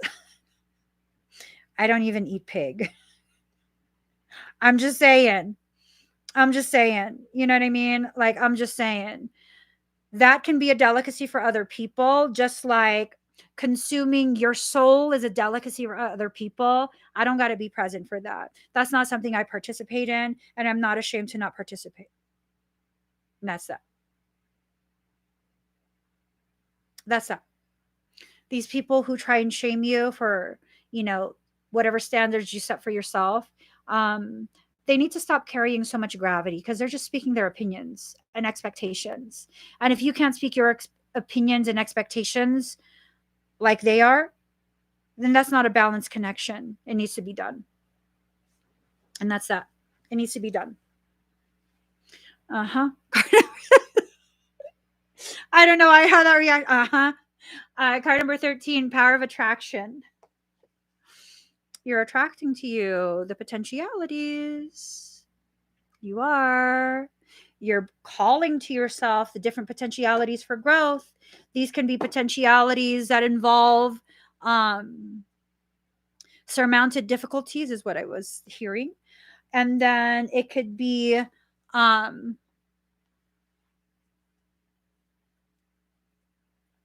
potentialities for peaceful, gentle expansion. So many different potentials for you to be in the presence of those who are your equals, people who are reflections of the most beautiful parts of you that you don't want to show, you know. Was just going to make you laugh or trying to make, it's all good, Christy. I couldn't even do nervous laughter, because really I only do nervous laughter when I'm uncomfortable with a topic, and I feel very comfortable speaking my truth regarding that. So don't worry, I get it. No biggie. No biggie. Yeah, and that's a huge testament to my growth.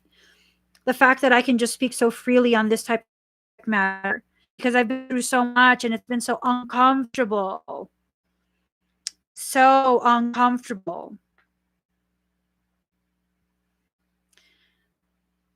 And now I'm finding this place of comfort within myself and the details of my life, the things that I've been through, the things that,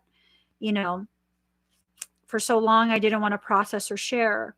There's now a comfort there. This ease with which I can navigate through those thoughts and share them without becoming overwhelmed by the hurt that was inflicted upon me by other people.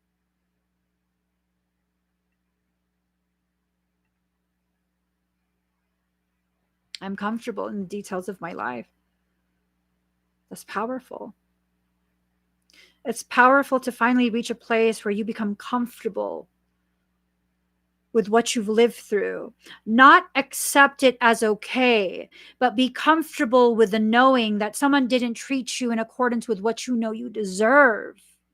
That it's no longer your shame to carry. It's no longer for you to hide and guard that secret, that someone did not know how to treat you. It wasn't that you deserved less back then. It's that you were in the presence of someone who didn't know any better.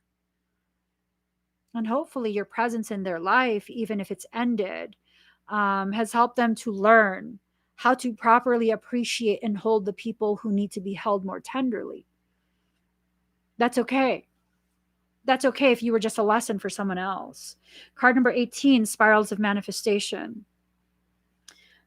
Just like the power of attraction, you are calling to you the very things that you need. And I'm wondering if maybe for some of you, you're calling to you someone who is an equal, because you've existed for so long with people who are not equivalent to the greatness that you actually are. And it's okay for you to recognize that you have a much more elevated level of greatness in someone else.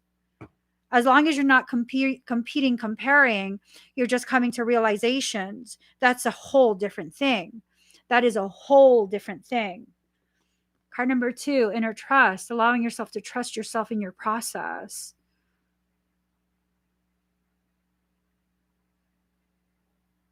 Inner trust has nothing to do with understanding. Because if you understood, you wouldn't need to trust. You would understand and be able to rationalize why things are happening or need to happen the way they are, right? So by virtue of that inner trust, it's something that you're going through, not understanding why or the importance of it. That's why you need to trust. Maybe in that experience of trusting, you're developing a sense of like the gravity of how powerful you actually are, you know? And as you become more powerful, you're going to have to trust less. And in fact, enter into this place where you just know. No matter what, I'm going to get through whatever life brings my way because that's who I am. That's what I do. Like, I can go through really, really difficult things. And with the exception of this past summer where it was just far too much, because I was in the presence of someone so fucking malignantly toxic, uh, I get through everything. And even with that, I got through that. Even with that, I got through it. Yeah. Even with that, I got through it.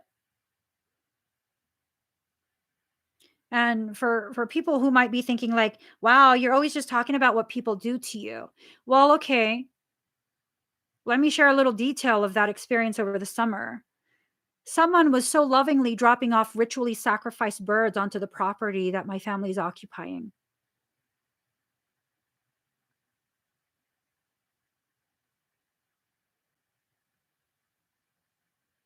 Mhm. I did that. I'm just being dramatic. Because Pisces are dramatic. That's not fucking dramatic. Okay? That's not being fucking dramatic.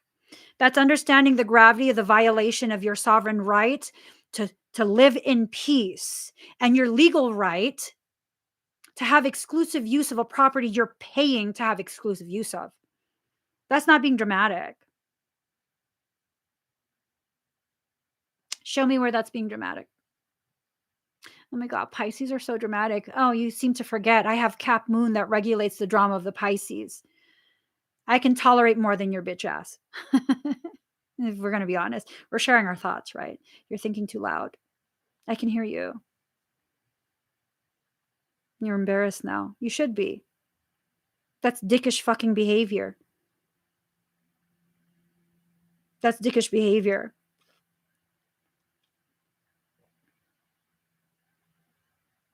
Mhm. I mean, how fucking entitled do you have to be to come to a reading conducted by a Piscean for Pisceans when you have such a toxic view of Pisces? You didn't think I'd hear it? You didn't think I'd call you out? Telling you, Cap Moon, big ass fucking balls. Cap Moon. Yeah. Hmm. Yeah. Cap Moon. Maybe I should put that disclaimer on all my videos. Who knows? Yeah, no, that's not being dramatic. And that's the thing, you guys. People will try and marginalize you. They'll try and stereotype you. They'll gaslight you into this belief that you're not valid in your experience. You know who you are. You know who you are. You know who you are. Stop believing this small dick energy. Okay? Stop believing these people who need you to believe that you're this and that when you know who you are. Now, granted, there are some Pisceans who are toxic as fuck. They tend to not be able to share space with me because I'm not doing that shit here. I'm just not. I deserve to have a sacred space that remains sacred, not polluted by people who are in denial of how fucking toxic they actually are. I love that, Maria. Some people are wise and some are otherwise. I'm just saying. Yeah. Well, she's just too comfortable in that Cap Moon. Why wouldn't I be? That's a part of me. Do you think creation made a mistake making my moon Capricorn? I needed to have that aspect of me in order to stand before whoever sits before me and still maintain my sovereign space, the sacredness of my thoughts. Too comfortable in the Cap Moon? I would say you're too comfortable in my fucking church. Yeah, I can conduct my masses however the fuck I want.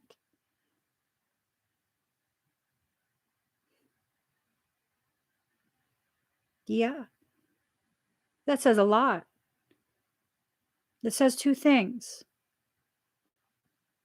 I've done my job making you feel as comfortable as I possibly can, making you feel like you're at home in my presence because I'm a good person.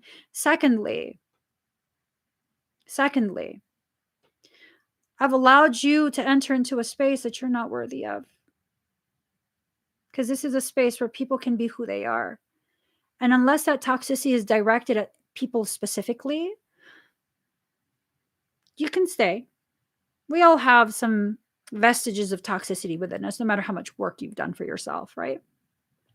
But the moment you begin using that toxicity to direct it at people just because their existence threatens your cognitive dissonance, you're fucking out. You're out. And this is my house, so I dictate the rules. I'd say I've been pretty fair. I'd say I've been pretty fair. No, I don't have to apologize. And see, you guys are witnessing this because you need to see in action self love, standards, boundaries. These are not just concepts. You learn these concepts and you apply them to real life situation. And here's another reality.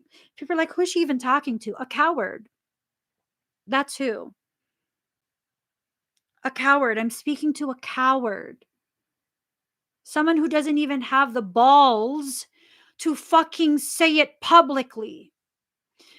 A lot of the people you will encounter as a Piscean, as an empath, will be people who don't have the balls to actually say it to you. That's okay. Don't diminish yourself because they're uncomfortable. Still keep being who you are. Still keep being who you are. Just be who you are. It's okay. You're not expected to be perfect. You are expected to learn from your experiences. I'm learning I can communicate this truth, be irritated, but not need to yell, not need to be aggressive in the way I communicate. I can speak passionately, but there's a difference between communicating passionately and just being dickish about it. And, sometimes it's hard for me to not swing my big ass dick around. Big balls share a big dick. I got big dick energy. Too cocky? Pun intended. Pun absolutely intended.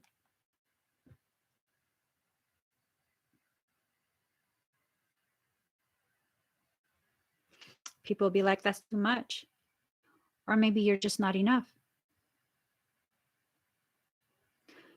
Not all cups and bowls are made the same size, and I'm sorry. You thought you were going to boil me and take my balls for your pho?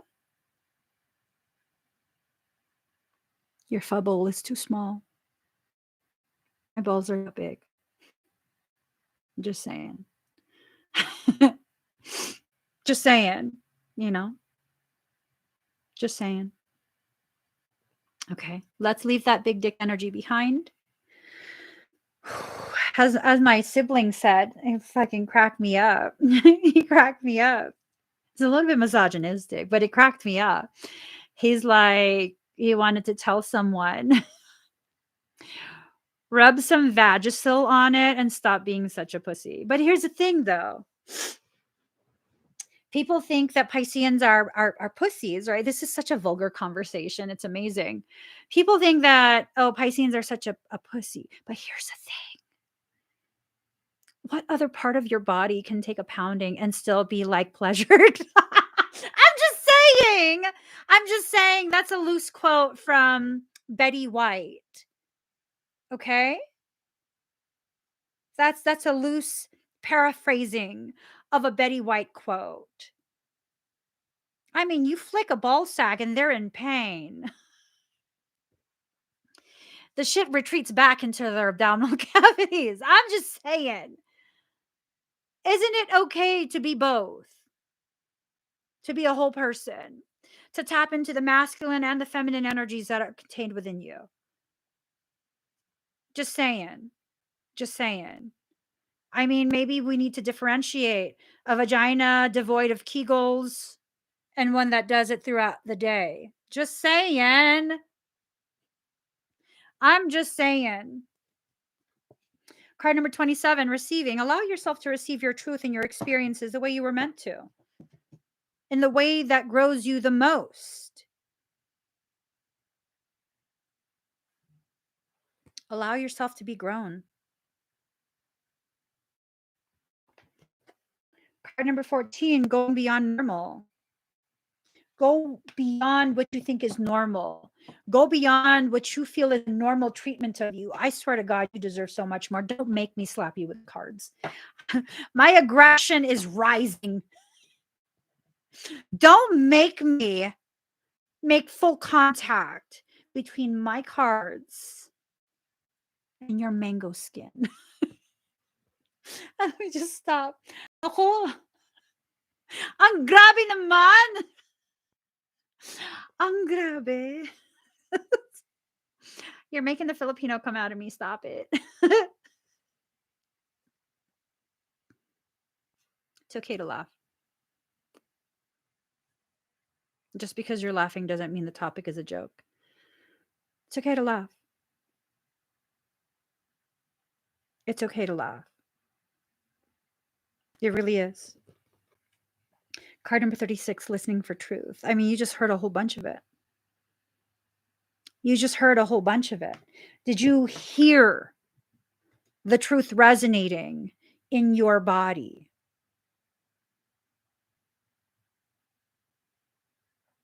It's this resonance that creates a tingle. Did you hear that truth?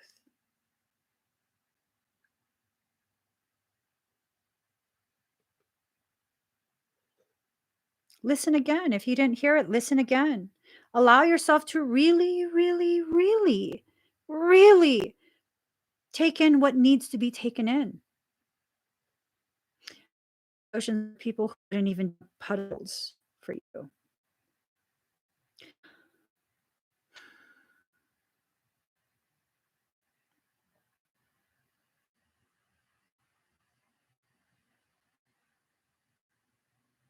Then comes this logic of,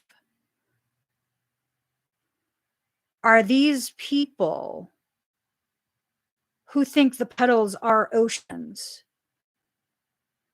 Is it a message more about perspective?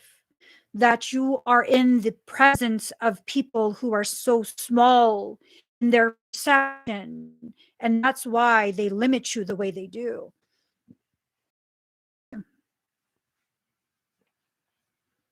Is that what it is?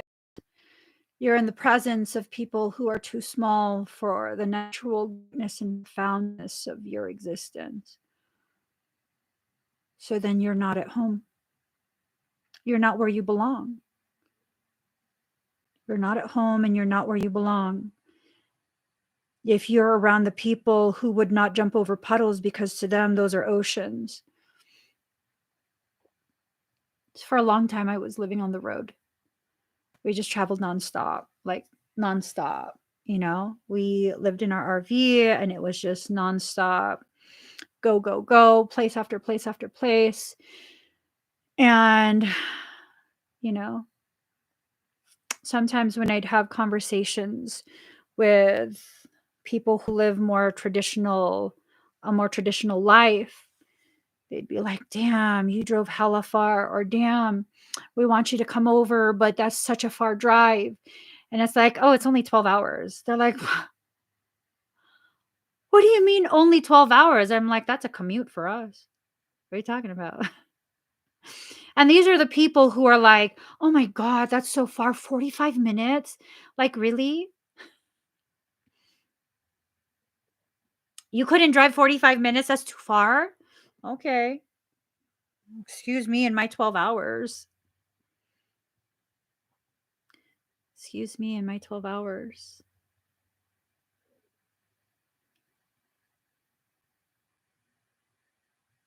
Did I ever share that?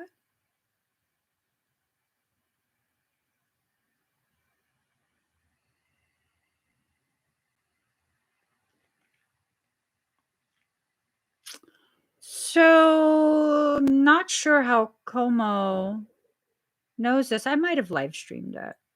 Anyways, she reminds me of this time where I was in deep Arizona.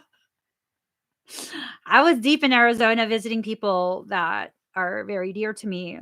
And and then someone who was dear to me at that time was really trying to get me to go visit their family, and it's all the way on the other side of the continent.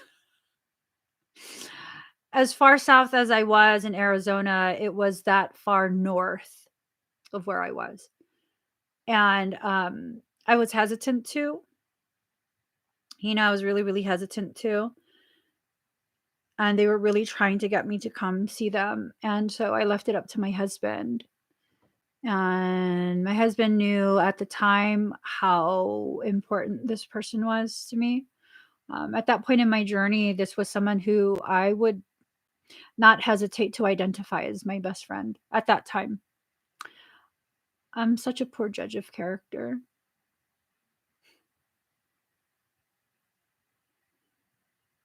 I label people with labels they don't deserve.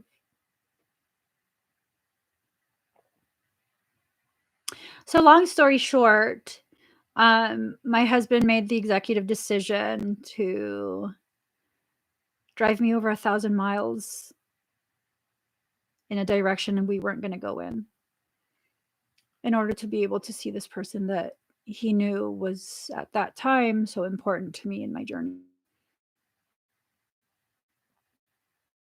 Yeah.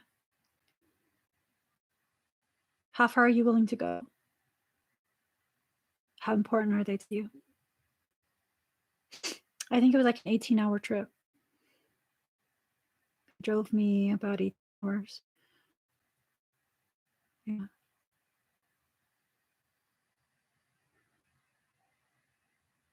I don't necessarily feel bad about it. I just recognize the depth of betrayal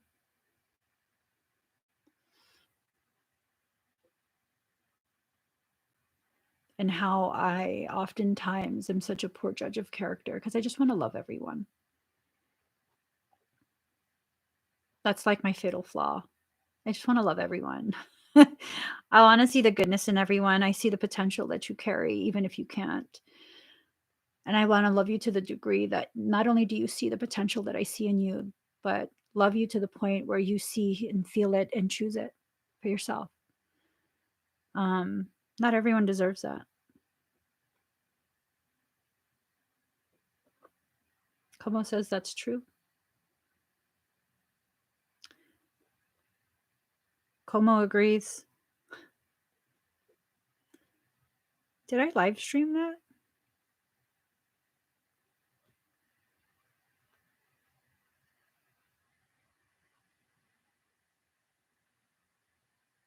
I think I might have. I did. I did because I was driving through downtown in a 39-foot RV.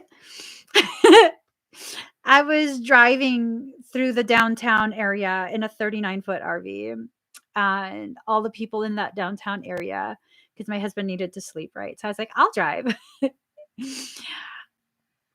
I have never seen so many white people uncomfortable with me. Because I think the demographics in that town is like primarily Caucasian. And when they saw little ass me, because I was about 100 pounds behind the steering wheel of a 39-foot RV, I mean, I assume, and this assumption is based on the very uncomfortable looks on their faces with their mouths wide open. Oh, holy fuck. Bitch, I whips this shit around, please. I fit that shit through downtown, no problem. Stay in your lane. I'm still within my lines, okay? And then I know I live streamed it now because I remember my husband was in the bedroom, which is literally 39 feet away from me, with no windows open, yelling, backseat driving, like, motherfucker, I thought you needed to sleep. Stop backseat driving. And I ended up like stopping at their mall. It's like a little town. I ended up stopping at their mall. And then I got out of the RV and I was live streaming on the roof. Oh my god. Oh my god. The shit that I've been through with this man is ridiculous. It's ridiculous. And then at the end of that trip, we were driving back down to Colorado because we were trying to return back to Colorado. And this is why I no longer have a relationship with the entire state of Wyoming. As we were driving through Wyoming, the wind went bonkers and it literally pulled the awning open on the freeway. So clearly, we had to do an emergency stop on the side of the freeway so that we could go ahead and resecure the awning. Like, you can't have an awning open, like, it'll rip out, it'll tear off half the fucking RV. And so my husband pulls over, and the wind was really blowing really hard. And of course, I was literally like 100 pounds. I had half my body sticking out the window of the front passenger side. And he's like, he can't get on the roof to secure it because the wind is blowing so hard and it's unstable. And the RV was just rocking, right? And then I thought it was so badass, like all me and all my 100 pounds, right? I think I was less than 100 pounds at that point because it was like a really rough period in myself during that time of my life. I'm pretty sure I was less than 100 pounds. I was really, really small. And so I was like, I'll do it then. Cause I'm like, ballsy. Remember, I have these big balls. And as soon as I opened the door to exit the RV, the wind blew,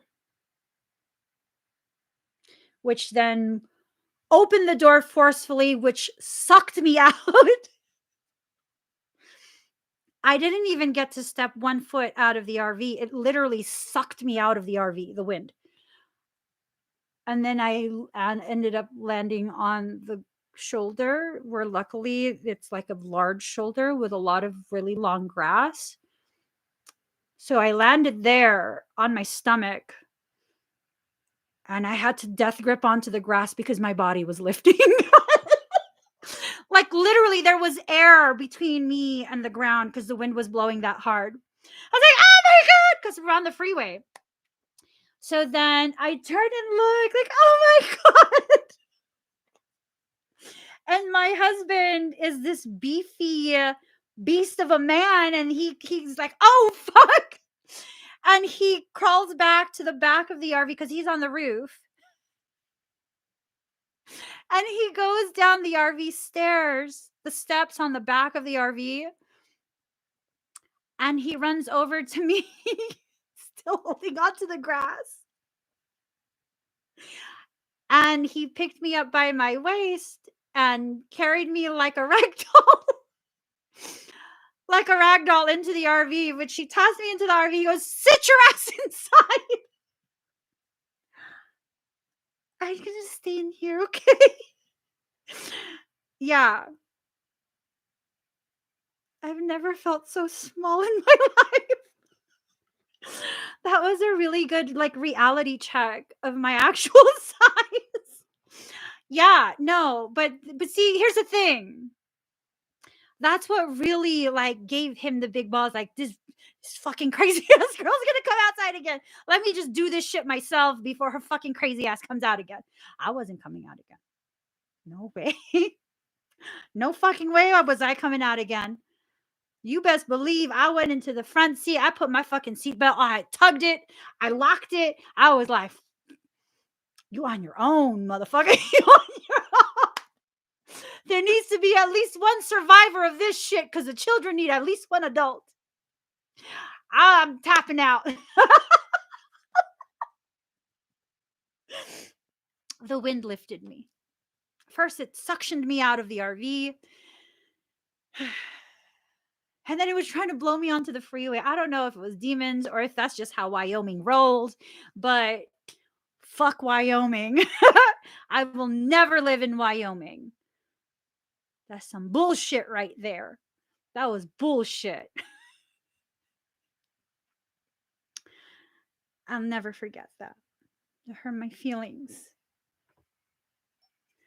It wasn't no joke at all. At all.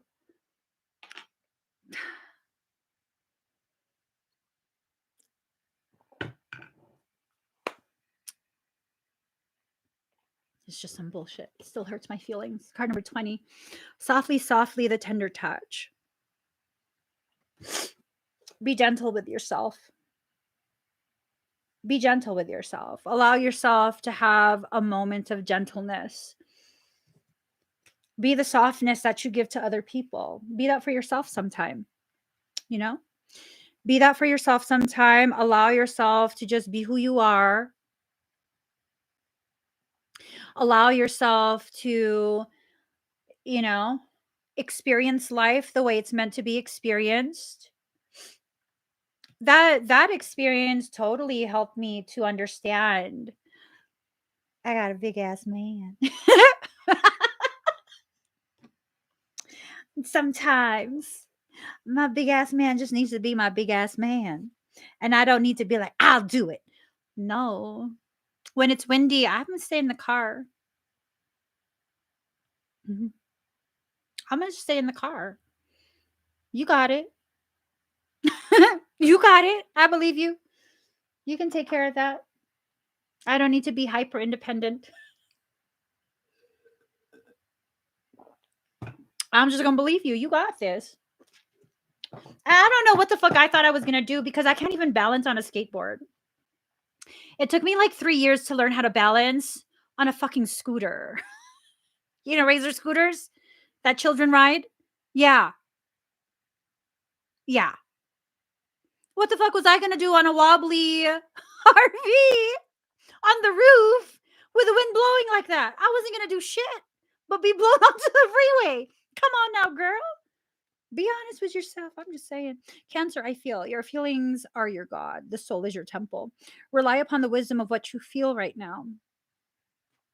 I feel like sometimes I got to be honest with myself about how fragile I actually am.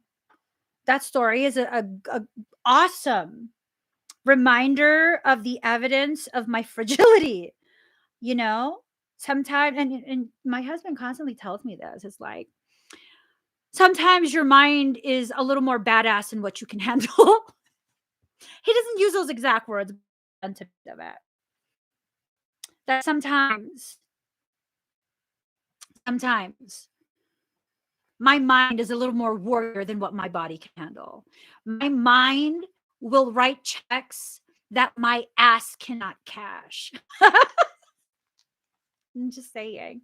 So I need to like do ledger. Like, girl, are you sure? Or you can do this? I don't know.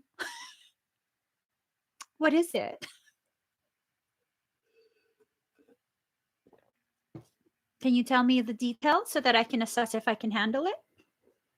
You know, it takes a very, very strong individual to be able to love someone in such a soft way that their hyper independence is no longer necessary,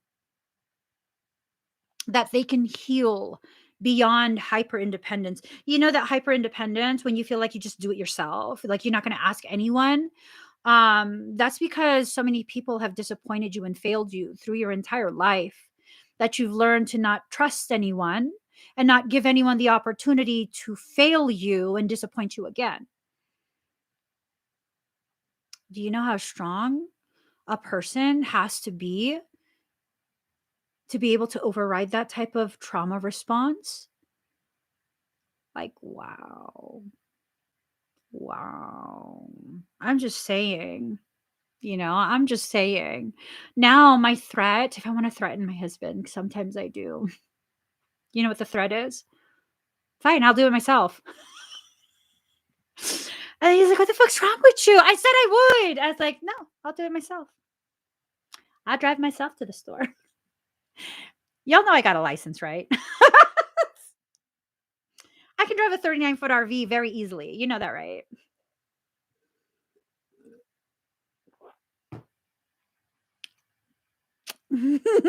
But my threat is, that's fine.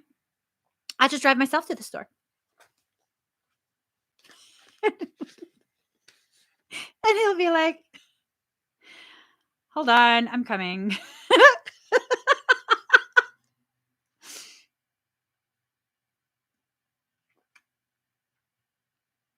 I'm just saying.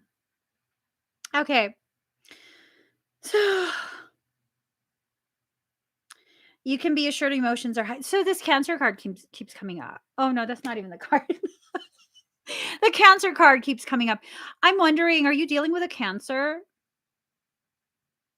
Are you dealing with a Cancer? Is this someone like a toxic Cancer? I don't feel like all Cancers are toxic. I have Cancer in a prominent placement in my chart. Um, all the people that I know that are Cancers, like I know personally, they're amazing. They're not toxic at all. They're the most gentle, most loving people. But I'm wondering, are you dealing with that toxic Cancer energy where they're trying to mother you in a way that's very domineering? They're trying to control you in your life. Woo! Mm-hmm. Mm-hmm. Mm-hmm. Jesus loves me. Oh, yes, he does. Jesus loves me. Oh, yes, he does. I gotta remind myself. Jesus loves me, so I should not do anything to disappoint Jesus's expectations of me being a good person. Jesus loves me. Oh, yes, he does. Jesus loves me. Oh, yeah, he does. Don't be a cunt waffle. Be a good girl. Don't be a cunt waffle. Just be a good girl. I imagine that's what Jesus is saying. Okay, let me not reflect it. There's sensitivity and emotional closeness indicated. If your question is about love, it may be secret. This card can also mean that family or domestic issues need to be addressed. Women may figure prominently women's issues and how women get along. I can't do that type of toxic women shit. I can't. Mm-hmm. I can't. Y'all just bow out. Just bow out. Don't let yourself get sucked into that. Let the women do their own womanly thing. Now that sounds misogynistic, but as a native vagina owner, I can understand what that type of experience is, where some women just become, toxic in their emotions and expectations of other people. And then they project that out. Not all women do that. But I think you might be doing with some who are like that. It's just one of them things that a girl goes through when she's angry inside.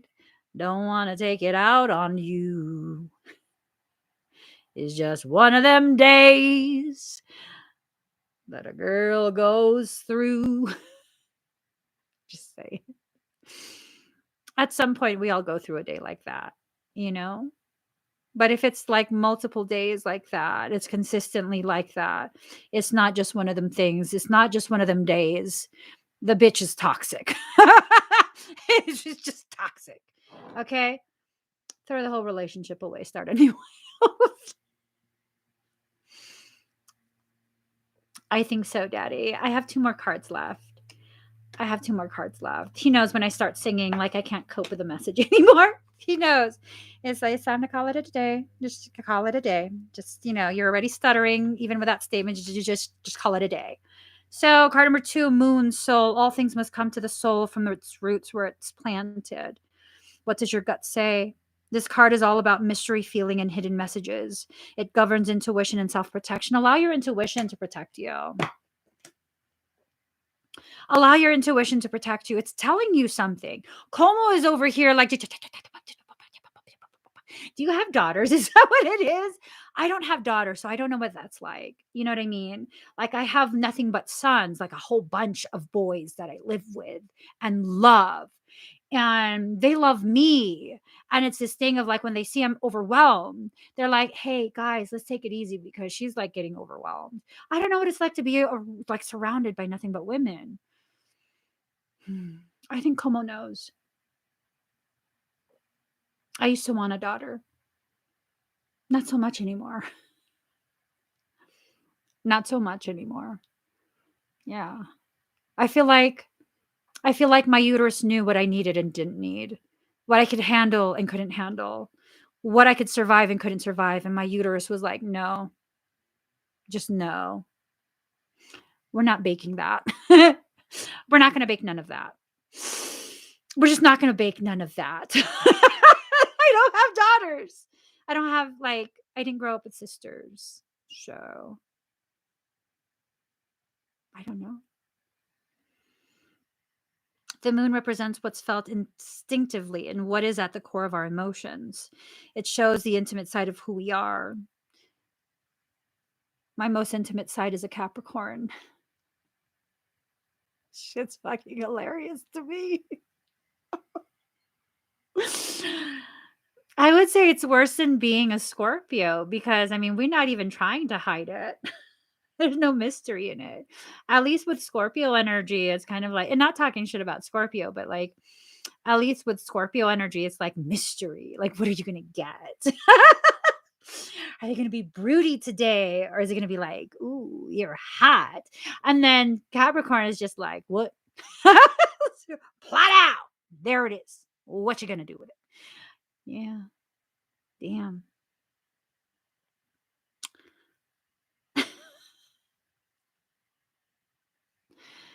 Yeah.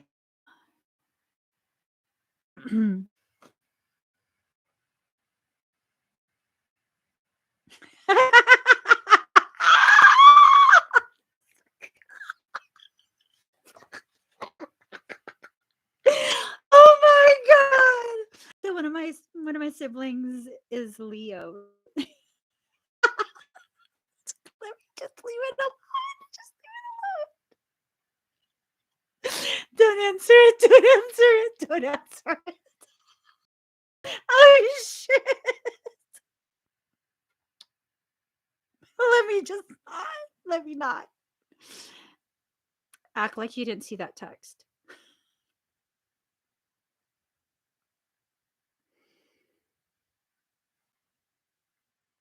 Act like you didn't see that text.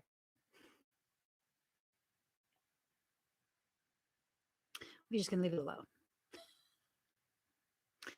We gotta act like we didn't see that text.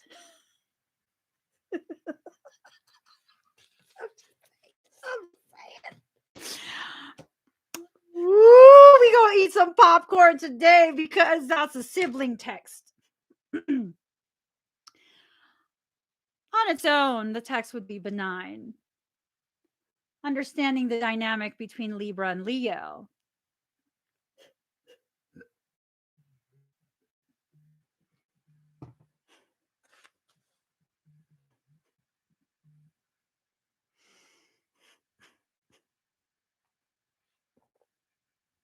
Hard swallow.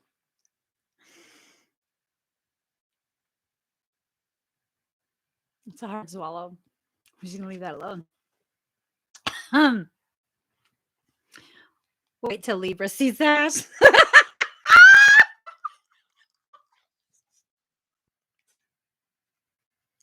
I cannot wait. This was the entertainment I've been waiting for. I'm not even gonna like respond. I'm just gonna watch how it unfolds. They're aggravating my asthma. They're aggravating my asthma. Hey, you know, I'm not part of that shit.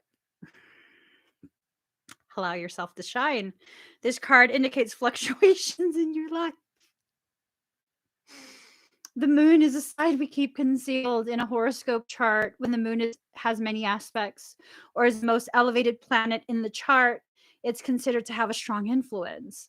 Lunar influence can be indicative of future fame, governing the masses, what is likely to be popular.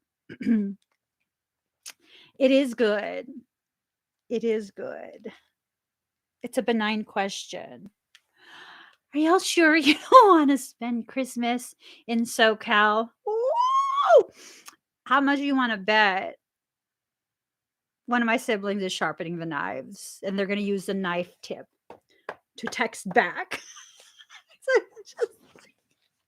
I don't know. I'll go wherever people say to go. I'm good. Okay, when this card turns up in a reading, all is not as it seems because something is being obscured. You may feel you've lost your direction or that you don't have all the information to go forward. There's so much you're sensing, but you may be hesitant to act. It may look as if it is difficult to cut through the fog to get to the real truth of any situation. You already know what's going on. For those that have been resonating, whoever Como is talking to, I don't know if it's several of you, one of you, I don't know. Whoever Como was talking to, you already know. You already know. You know this is the same stuff that you've been dealing with over and over and over and over and over. It's not even a question of are you sick and tired. It's a question of are you sick and tired of being sick and tired of being sick and tired? There's a difference between the truth being obscured and you putting blinders on so it's harder for you to see the truth. There's a difference. There's a huge difference. So be honest with yourself about what you're dealing with.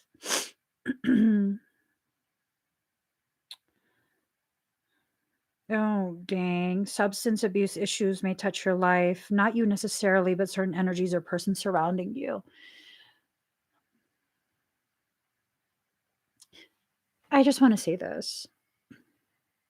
I feel like when people self-medicate, when they use substances to obscure what they're going through so it's easier to go through it.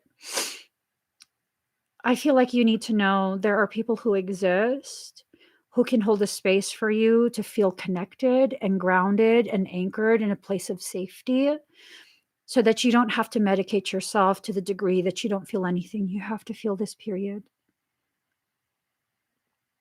This is a very important point of change for you. This is the start of your transition into a life that is powerful, balanced, where you can be yourself. Please. I can't tell you to medicate or not medicate yourself. But I just know, I know that no matter what, you're going to have to deal with this at some point, right? You're going to have to address this at some point, and that self-medicating is just delaying the inevitable, which is the addressing of what you're trying to numb yourself from. Let me hold your hand. Sit in this space with me. Allow me to hold you accountable for decisions, and in that accountability, feel yourself become empowered.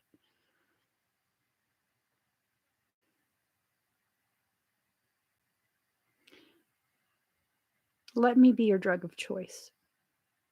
Let me be your medication. I'm fully capable of holding a space so profound that you can heal yourself in it. And if I have to alter the way in which I do the readings, the way in which I talk to make you feel more comfortable with the process that you're in, I'm more than willing and capable of doing that. I can do that for you.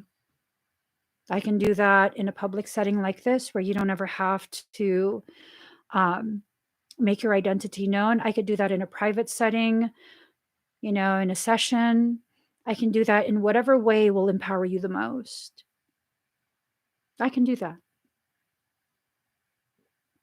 But you have to make a choice. If you're going to need some type of drug to go ahead and medicate your pain, you can absolutely make me that drug. See, this is the kind of drug that actually is not a drug. It's not synthesized. It doesn't give you temporary relief. I'm that wildflower that grows in the backyard that people don't understand has a capability of nurturing and healing you back to wholeness. So you no longer need any other synthetics. I can absolutely be that for you. Not only can I be that, I'm willing to be that. Where I'm willing to modify myself in the way I communicate to make you feel more safe and more comfortable. I can accommodate that need.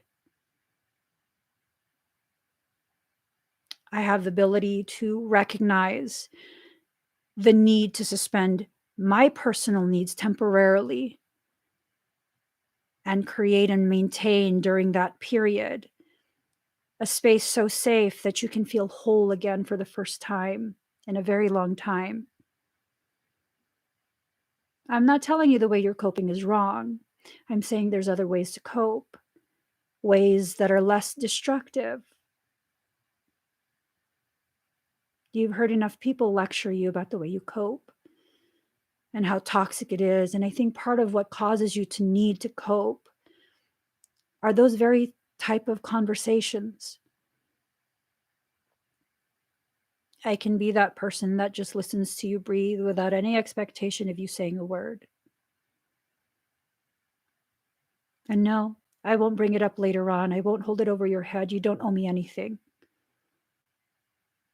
No, I don't feel like I did you any favors. In fact, I feel like you honored me with that level of vulnerability that you wouldn't allow anyone else to see, that you see. I'm strong enough and evolved enough to be able to share that space with you with not threatening you and your peace. See, that's an equal exchange.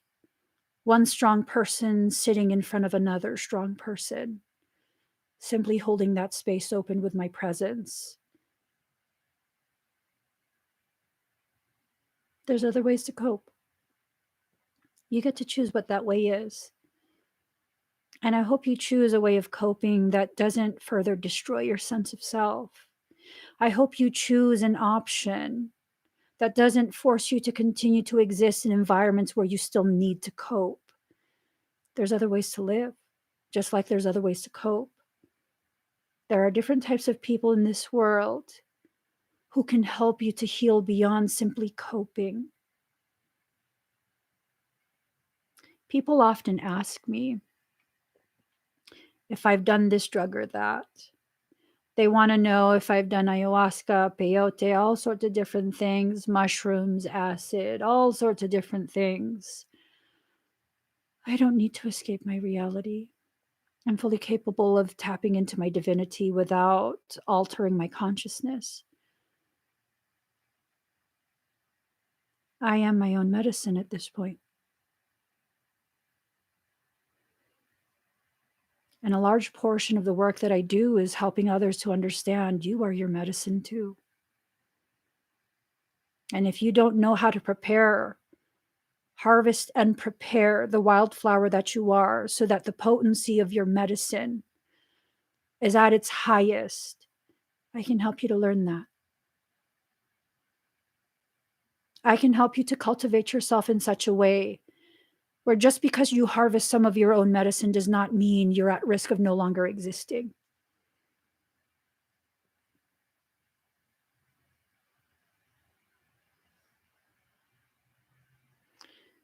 Allow yourself to enter into a place that's so sacred that you can hear all of these things and not feel badly that you need it.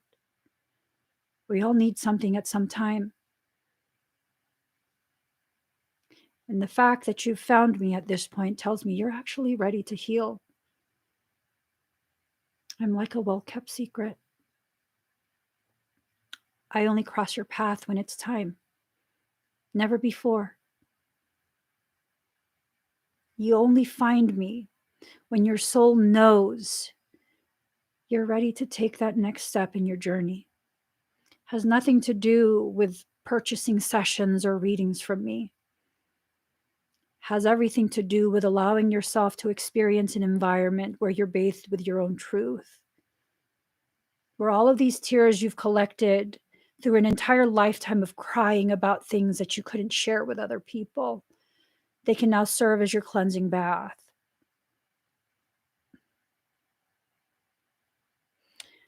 There is this like profound thing that I'm aware of from one of my lifetimes. It's this huge bath that I would soak in. It always brought a sense of tranquility. Always. It's like this, it's one of the most beautiful things I've ever seen and have ever remembered. It's one of the most sacred spaces. It was my bath. And all the water to fill that bath. I came to the realization recently, those were all the tears that I collected crying for other people.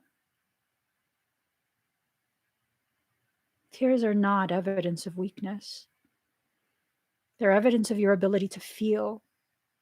And if you're on a journey to become a higher functioning, more evolved person, by virtue of ascension mechanics, the releasing of those denser layers leaves you feeling more raw, more susceptible to experiencing the truth of the pain that you witness in others. That's evidence of your growth, not weakness.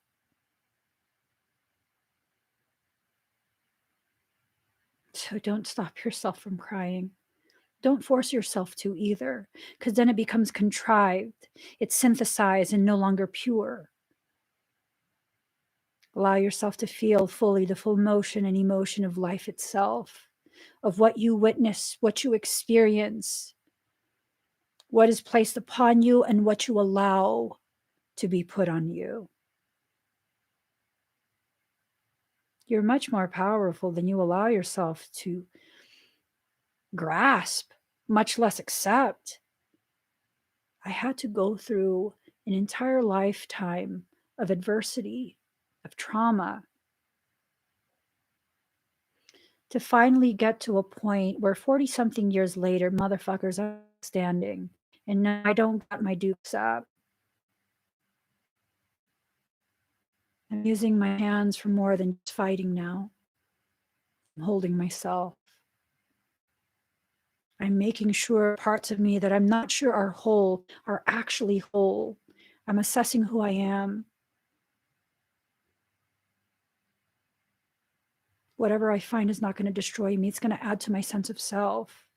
It's going to further refine and define the purpose I came into this life to live. And for some of us, your purpose is so high that you have to suffer so much before you gain enough life experience to be worthy of the task that creation created you for. You're not a broken person. Only the people who are broken and who lack actual truth in sight label you as broken. You're far from broken. Some of us, yeah, we exist as a disco ball. Yeah. Who the fuck wanted to just be a mirror? Do you know what disco balls do? They don't just reflect back the environment. They create a beautiful show of light. Disco balls are the perfect way to showcase movement, a dynamic energy. Of course, you're going to look broken to someone who needs you to be a flat, basic pane of glass, one easily shattered, one that you just kind of lean up against the wall and that's your purpose. I'm sorry. That's not your purpose. That's not your purpose. Exit the environments that tell you your purpose is something other than what it actually is. Well, then, Emmie, what's my purpose? You're living it. It's not something you're reaching towards. You are currently living your purpose right now. Every event you experience is preparing you for the next experience, which prepares you for the next experience, which prepares you for the next experience. So, really, what are you going through right now? A preparation. You're being primed for growth. But Emmie, you don't understand because I've backslid so much. Okay, well, hello, arrow. And your life is the bow. All that resistance you have over being pulled backwards is the very energy you are accruing to be launched that much more forward. Well, how do I do that? Let go. You could never launch an arrow so long as you hold on to it. So long as you hold on to the self that you know yourself to be, you're not going to experience the self you're growing into. And it's okay if you're not yet ready. It's okay if there's still a part of you that's afraid of who you're becoming. That fear is a healthy fear. Unhealthy fear is a type of fear that cripples you from allowing it. You were never meant to live this life without ever experiencing fear. That's to live in a static bubble. Like there's no movement. There's no evidence of life or growth. Life is not meant to be easy. It's meant to be lived in the fullest way possible. So start living. Start living. How do I know I'm living? Well, if you look at the monitor when you have a heart monitor on, peaks and valleys, highs and lows, with moments of rest in between. You understand that when you consistently have the highs and the lows, and there's no flat line in between, you're in a self-destructive mode.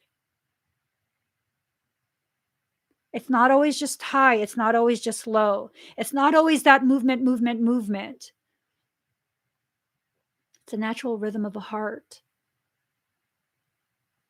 The high and the momentary low, and that quiet space in between, where you can allow yourself to begin really absorbing what it is you're learning from the high and the juxtaposition of the low before you start another cycle.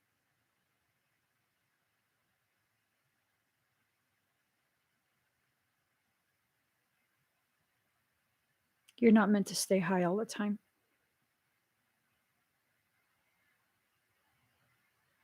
You're just not.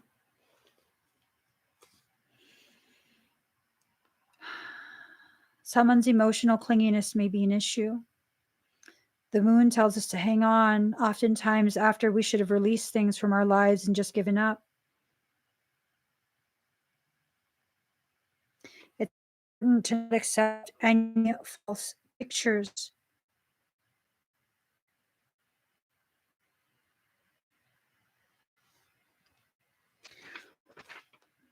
Or misapprehended truths. This card indicates that deception is possible. Things are cloudy right now. It's a good time to open your mind to visions as well as appreciating women's wisdom and intuition. The card is telling you to listen to me. That's just the reality of it. I'm speaking such a truth that most people will probably never hear in their lifetime. That's okay. You're hearing it now. Do something with that truth. Allow it to be the very fuel that takes you to the next part of your journey. Someone from your past is about to re-enter your life. Any romance that starts now may be strange, yet compelling and even familiar. An important meeting for you may occur in the evening hours. Pay close attention to the energies that swirl around. It's a good time to rely upon your gut. So, card number 12, Black Moon Lilith. In revenge and in love, woman is more barbaric than man is. I mean, I can't help but continue to think that this is a Cancerian, okay? Someone who embodies some sort of toxic Cancer energy. And they feel scorned. Don't let that be you. If it was you, shift it. Shift it. Shift it into that healthy Cancer energy. Cancer is well known for being very loving, very nurturing, very protective of their family. You understand you're a part of your family, right? So that means you have to extend this beautiful quality to yourself. So it's time to be careful. Think of what might manifest over anger, bitterness, or revenge. What you've worked so hard for may collapse. And what if what you're doing is trying to restabilize something that's already collapsing?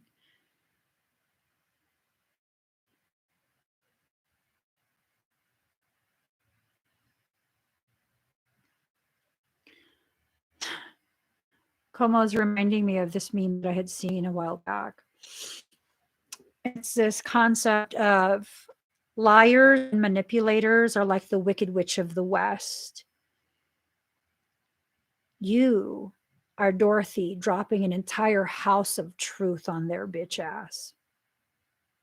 Of course, paraphrased. The essence of the message stays the same. You motherfucking Dorothy, baby. You are motherfucking Dorothy. Drop that house of truth and let it sit where it is. Stop trying to catch the house and set it down gently.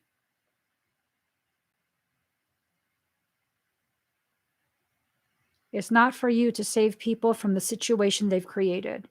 When you are being reactive to someone who has been so out of hand in their behavior and treatment of you,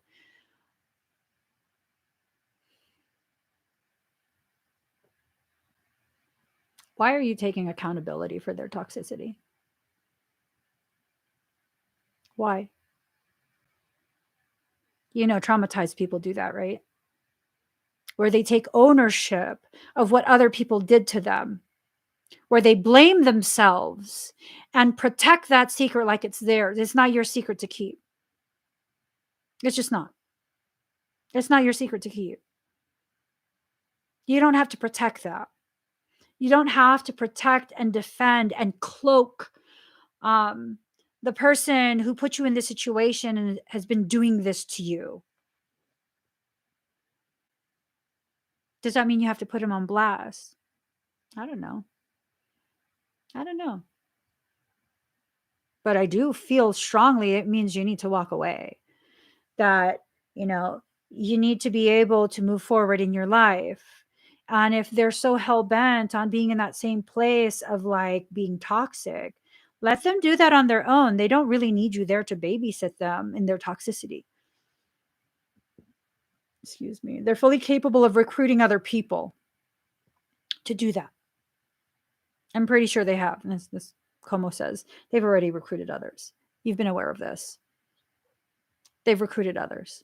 Just like the Wicked Witch had the flying monkeys who did their bidding, her bidding. That's what it is.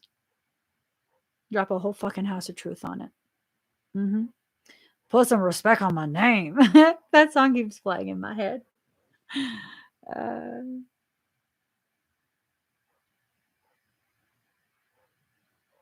Okay. Throughout the ages, Lilith was demonized.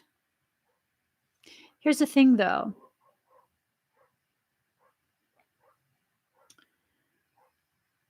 There's this concept of throughout the ages, Lilith was demonized, but was it really Lilith being demonized? Or was it feeble-minded humanity being told of what Lilith was doing? And they really had no other option but to see that as demonic. I mean, when you have a history of becoming the mother of succubus and incubus, succubi and incubi. I mean, are you being demonized, or are we just speaking truth of you and your character? Don't fall for that victim shit. So it's like, I remember years ago, someone approached me. This is before I met my sorry, fucking gnat. um, Long ago, someone approached me before I met my husband, and they were some, I don't know what the position they held on MTV, but they were asking me if I wanted to be on Real World. No. No. I'm Asian. We're not allowed to act stupid on camera. Like, when you're raised as a traditionally raised Asian, you don't do that shit. And I can't exactly be fake. So that would be a conundrum for me to exist like that, right? And I remember one of my friends was like, they play you out to be stupid. They create characters. They don't tell the whole story. They do it so they can create a story that will create drama, so that way they can get more viewership. That was the primary reason why I was like, I'm not doing that shit. Fuck that. Hell no. Are you kidding me? Hell no. I'm not going to be on TV being made a fool of, and then I'm going to get my ass beat when I go home. I don't fucking think so. I'm not going to embarrass my whole family acting like that. And it was this thing of years later, I had to witness, I forget her name, but she's Korean. She's ridiculously adorable. And she was on the show. She's the first Asian that I saw on that show. And they didn't show her much. And then I remember, like, one of the interview parts where it was done, um, she was talking about, like, yeah, no, they didn't really show me much because, I didn't bring people home. I knew that they were trying to create different storylines, and I just didn't want to be shown as something other than what I am, basically, what she was saying. And so she didn't really argue with people. She didn't really say much. She kind of just really controlled herself in the presence of them, the crew, the entire time she was there. And that's when I realized, like, they can't create a story if you don't give them the material to create that story with.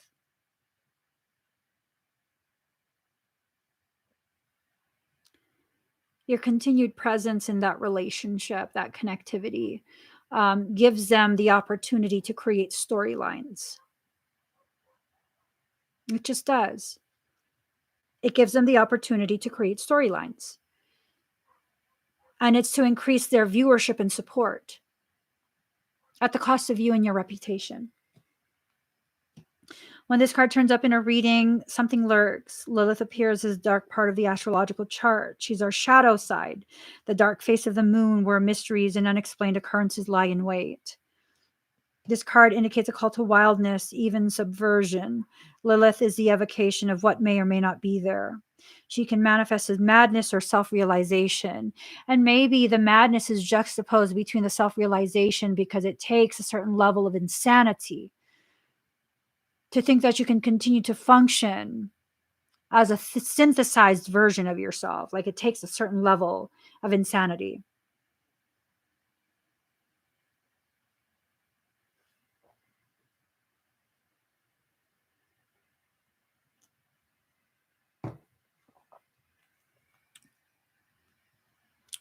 There may be a tendency to isolate and focus on feelings of revenge. The hallmark of Black Moon Lilith energy is muteness and aloneness. It's subdued power and complicated magnetism.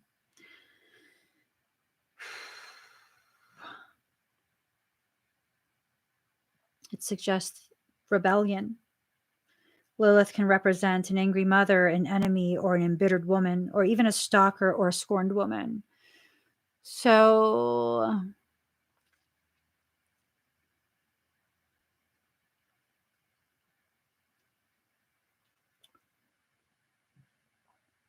I'm just afraid that they will take it so far that they will wake the animal in me.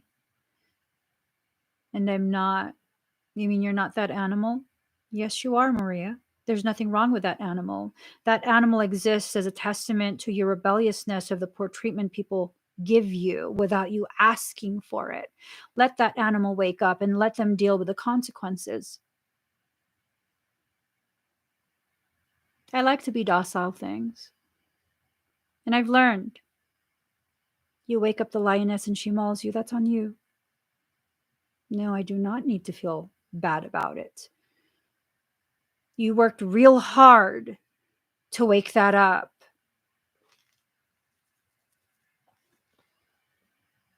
You worked real hard to wake that up. And your effort is now being rewarded by her wakefulness.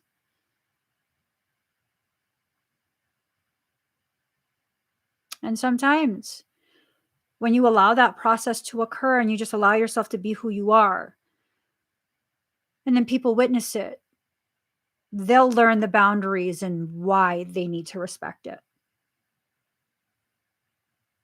See, part of what happened to me several years back when I first became publicly visible is that I hid that so much that these poor little basic motherfuckers didn't understand what they were fucking with.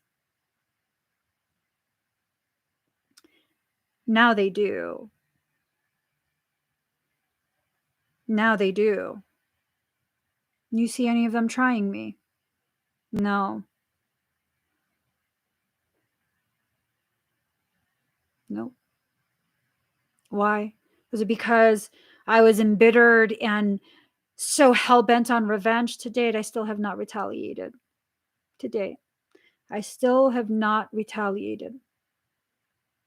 But now, they've seen the truth of why I can allow myself to choose the option of remaining soft, vulnerable, and docile when I want.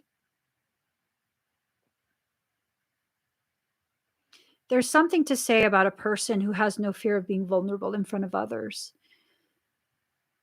Why aren't you afraid of being vulnerable? Why aren't you afraid of what I'll do knowing where the softness is contained within you? Because in the animal kingdom, those are the parts you protect the most, right? The underbelly, the throat. Those are the parts where if it gets injured, that's usually a fatality. Why am I not afraid of you seeing where I hold my softness?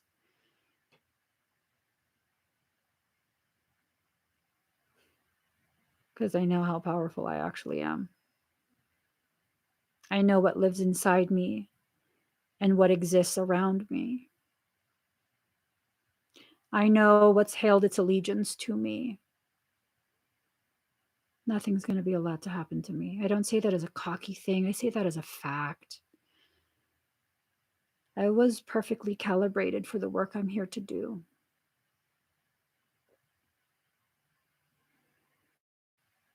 Not afraid. Is it because of this or that? No. It's not because of anything outside of my truth, which is what I was here for. And a miserable little human being cannot undo what has been willed into creation by Creator itself. I exist without your permission. Apologies that someone lied to you and caused you to believe a lie that I needed your permission and agreement to exist. I do not. And I will no longer apologize that I'm not synthesized. I will no longer apologize that I'm highly addictive. Because the moment you begin to feel empowered, it's hard to return back to the environments that try to convince you that you're not allowed to feel empowered. And so people get addicted to me and my energy and the words that I say, and that's okay because I have no desire to control you and use you. The consummate mother, just collecting children as I go, allowing you to stay as long as you want and need, providing the safety and the sustenance that you're seeking and could not find in your environment. A healthy mother doesn't want to control. A healthy mother wants to encourage the children to think for themselves. And yeah, it's a little bit condescending to imply that you are somehow a child to me. But here's the reality of it. The humans I cherish the most are the children. I value the elders. They are a treasure in themselves. The ones I cherish are the children. So, if I'm going to see you as a child, it means I intrinsically cherish you and I would protect you like I do all children. I would go to war for you. And you wouldn't even have to know there's a war being waged. That's a beautiful thing about being a powerful mother. See, that's where I excel. Being a mother to my children and a mother to the world. That's where I excel. That's what I was made to do. My revenge is them living without me in their life because they burned all the bridges they had. My revenge is not having a revenge. I leave it up to you whether you want to choose to suffer in my absence or allow my absence to trigger you into a place of thriving and no longer choosing the same behavioral patterns that made me feel like I had no other option but to leave. I'm not interested in revenge. Any way, shape, or form. Not interested in revenge. At all. Why would I? That's like if one of my children had a tantrum in the store. Do I need to have revenge? You lost control. The emotions were too big for you to handle because you didn't have the life experience to understand the gravity of these big emotions and how to process it. Do I need to have revenge? No. I need to help you learn. Learn your limitations in the way in which your body is communicating a need to you. One of my children was having a hard time self-regulating, right? They're having a hard time self-regulating as a toddler. And it became this thing where I observed the behavioral pattern. Whenever they're extremely tired, they become hyperactive because that switch was flipped. Instead of registering as tiredness, it registered as hyperactivity. And so they would run and become very, very like off the wall, bouncing on everything and loud and rambunctious. And did I need to shame them for who they are? No. What I did do was call them to me, ask them to become aware of how their body felt right in that moment. I'm full of energy. I can't stop moving. Okay. Remember that feeling. Okay. Whenever your body starts to feel like that, it's trying to tell you that you're tired. What do we do when we're tired? We lay down and we let our body rest. But I can't stop moving. Come here. I'll hold you. I'll hold you. We'll just breathe. We'll give it a few minutes. We'll see how we feel. I promise you, as soon as he climbed into bed with me and I was holding him, he was snoring after a few minutes. He just did not understand what that meant. Do we punish people for not understanding?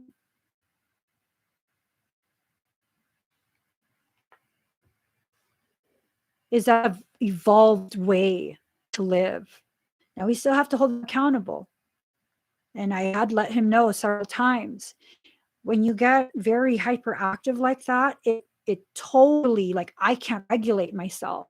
It overwhelms me. The sound and movement overwhelms me because I have a condition that makes it difficult to integrate sensory impulses. So now I have a need, you have a need. Let's find this middle ground of how to address both our needs. Are they conflicting needs, or is your behavior triggering me so that I can trigger you to understand this is all evidence of something? Something needs both our attention. It took a while, but he learned. He learned how to self-regulate. It took quite a few months of me, hey, do you notice? How does your body feel right now? Are you feeling that? Remember, what's your body telling you when you feel that way? Okay, remember what you need. Do you want to go lay down? Do you want me to get you something so you can get more comfortable? A whole bunch of that. Now, the people who are in your life, are they your children? Because sometimes we have to recognize, yes, we have to do this and be patient like this for our children. And no, you're not my child. You're a grown fucking adult. And I cannot coddle this. I can't hold it against you either and punish you for it, but I can't coddle this by not saying anything, by talking to you in a language you don't understand. And sometimes what I just said means if this person can only communicate in an aggressive way, it needs to be communicated, expressed in an aggressive manner.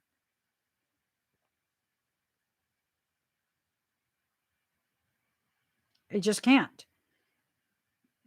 Just like for some of my kids, they are highly sensitive. And if you're going to yell at them and use intense communication with them, it's going to cause them to feel as though you physically struck them. That's how it registers. That's just how it registers. So instead, you have to communicate in a very matter-of-fact way. Hey, can you please do that? Second time I've reminded you. I know maybe you were busy the first time, but can you do that right now, please? And then you'll come across people who just want attention, and you know how you address them?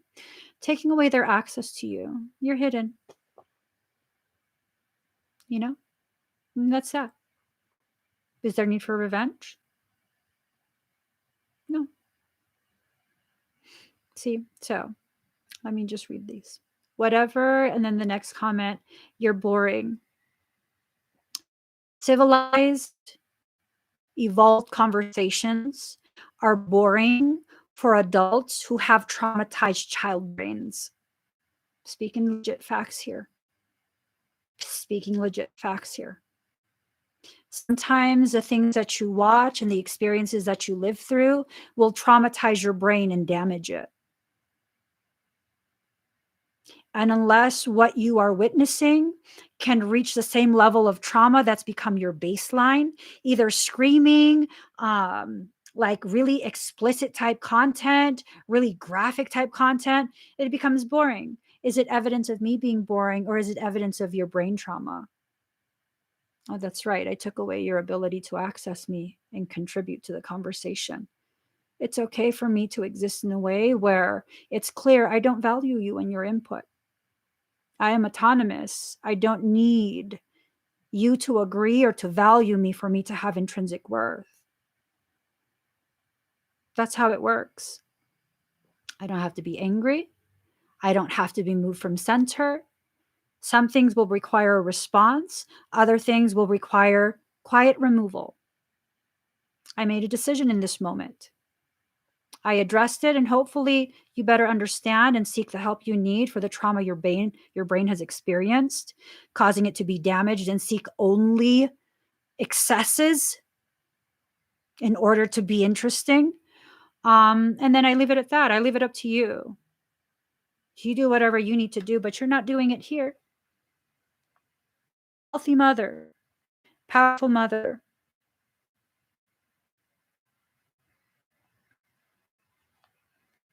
It's okay. It's okay. It's okay for us to finally step into this quiet place of power. That has nothing to do with me trying to dominate the other person and force them to agree with me, force them to vow. No, I'm going to state what I'm going to state. I'm going to remove your access to me. I'm going to make these decisions. I'm going to live the ramifications of what I decide. If people are turned off by me establishing my boundaries and enforcing them, then you turned off by it. Whatever you decide from that experience that you've just witnessed, that's what you're going to decide. That's okay with me. I honor that. Do you see how you can still establish your boundaries without being moved from center? without having to expend more energy than what you actually need in order to communicate what needs to be communicated. When you know your boundaries and you know your worth, you communicate what you need, and it's not up for debate. It's not to be debated. It's not to be haggled over. This is my price. If you can't afford it, you cannot buy it. This is the price of my respect, my consideration. If you are emotionally, intellectually, or spiritually bankrupt, you cannot afford that. And I will not give it to you just because you're bankrupt. Because then it creates this void within me where now I'm at risk of being bankrupt. I found this profound video before I let you guys go. I found this profound video of this mother. She said she does not teach her children to share, not in the traditional sense. And I got curious, like, okay, what do you mean? Because I've never considered this type of subject matter before. My children know how to share. She goes on and she explains, like, when she would take her children, like, to play groups when they were toddlers, or to like school settings, whatever it is, the park, the library. She gave this example of her child was playing with a toy and someone else's child wanted the toy. So her child was not done enjoying this toy. And the other parent came and said to her child, "Hey, do you think we can share? Because my child wants to play with that toy."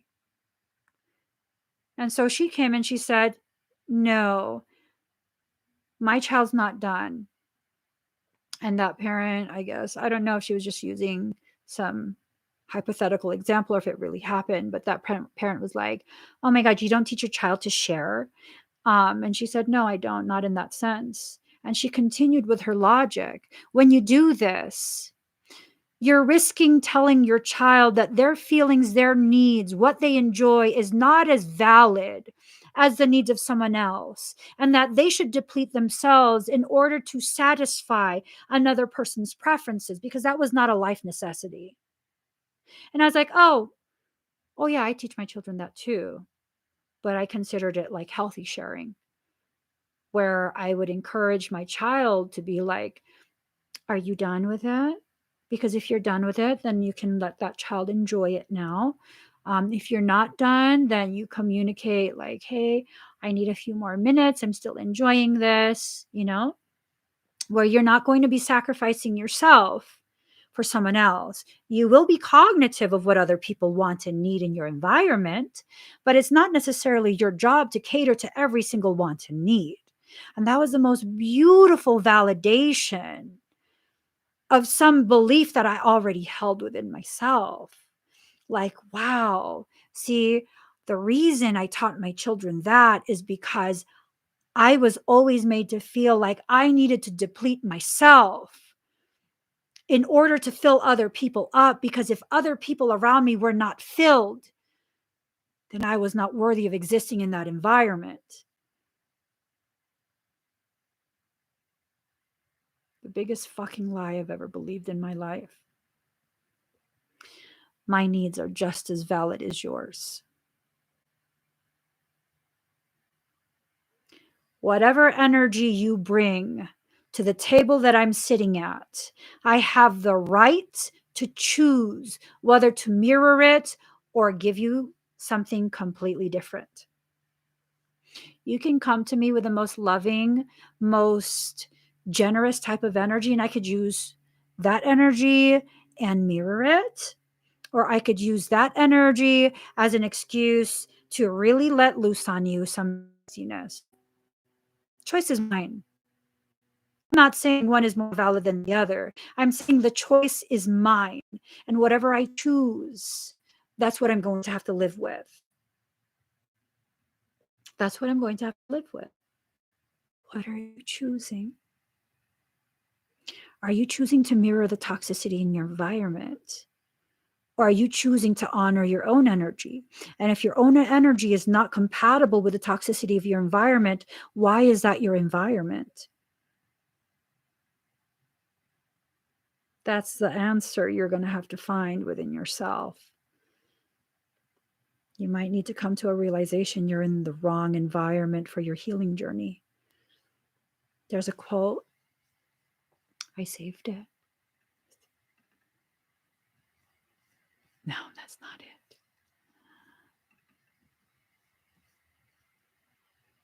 That's not it either. It's in one of the folders. I'm not going to dig for it.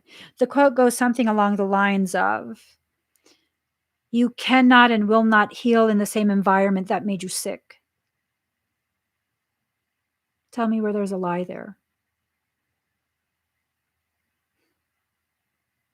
You're trying to heal yourself in the same environment that got you sick. Yeah, that's not going to work. That's not going to work. You're not going to heal. You might be able to mitigate some of the symptomatic presentation, but you're not going to heal. You're just not. My children were super sick living in California. Before we left the first time, like really moved, their quality of life was horrible. They were so reactive to the environment in California. One of them looked like a burn victim because he had weeping eczema so severe. Constantly at the ER. No matter what I tried, he would not heal. We left California and his life came back to him. His skin is beautiful now. We were gone for quite a few years. It took that many years to continue to stabilize his health to the degree that now we don't react to California. You cannot heal in the same environment that made you sick. Thinking that you can, you're lying to yourself and you're further sabotaging your own healing journey. That's not why I exist. I do not exist to enable that continuation of that behavior, of that thought, that logic.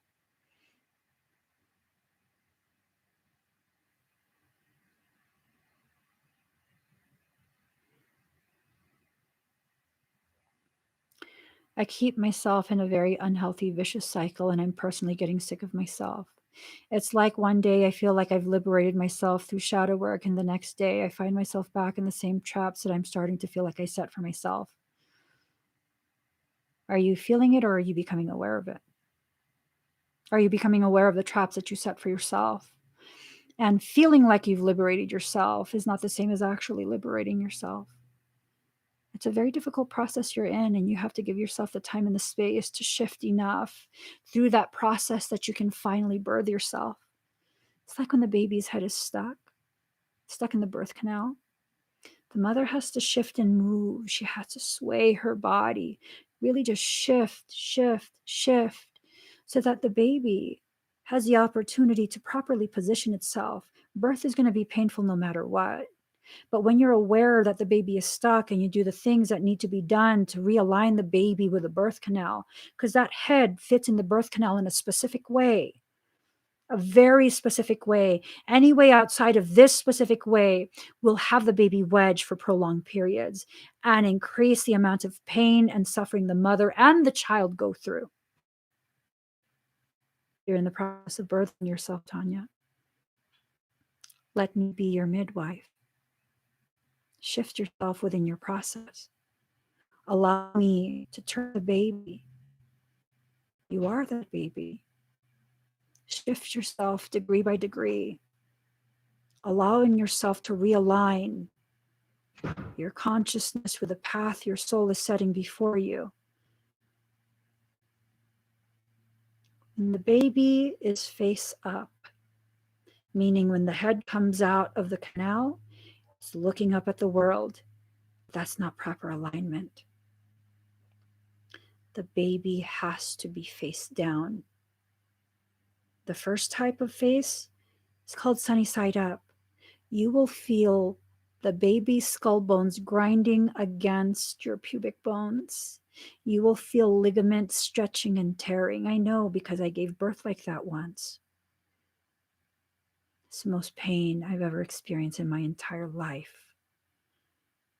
And it was an unnecessary experience. Why? my back labor, my lack of progression. Those are all symptoms that indicate I needed help. No one in my environment was paying attention. After I went through that experience, I then became aware of what to look for. Every other child birthed after that, I became vocal. Turn me.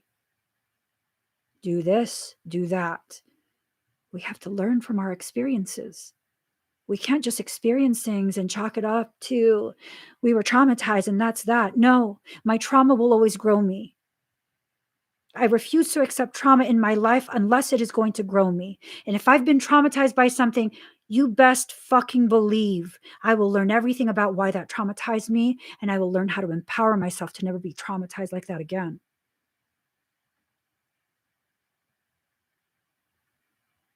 And I have no apologies for being this way. I have no apologies whatsoever for understanding my processes and the way I learn. It's just me learning. And if it upsets you that I learn, maybe you need to pay attention more to your journey and your lack of learning than you're paying attention to me and my process of learning. Lose all your apologies for being in the cycles and things that you know you're in. Learn and grow and shift and allow. Learning often involves pain.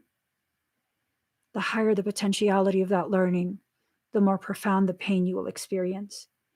When life hurts me, even through tears, I remind myself, it's going to be okay. For learning something really profound. Shit, it hurts. I'm giving birth to a new self. Hang in there. Labor doesn't last forever. Because it doesn't. It doesn't last forever. Give birth to a new you.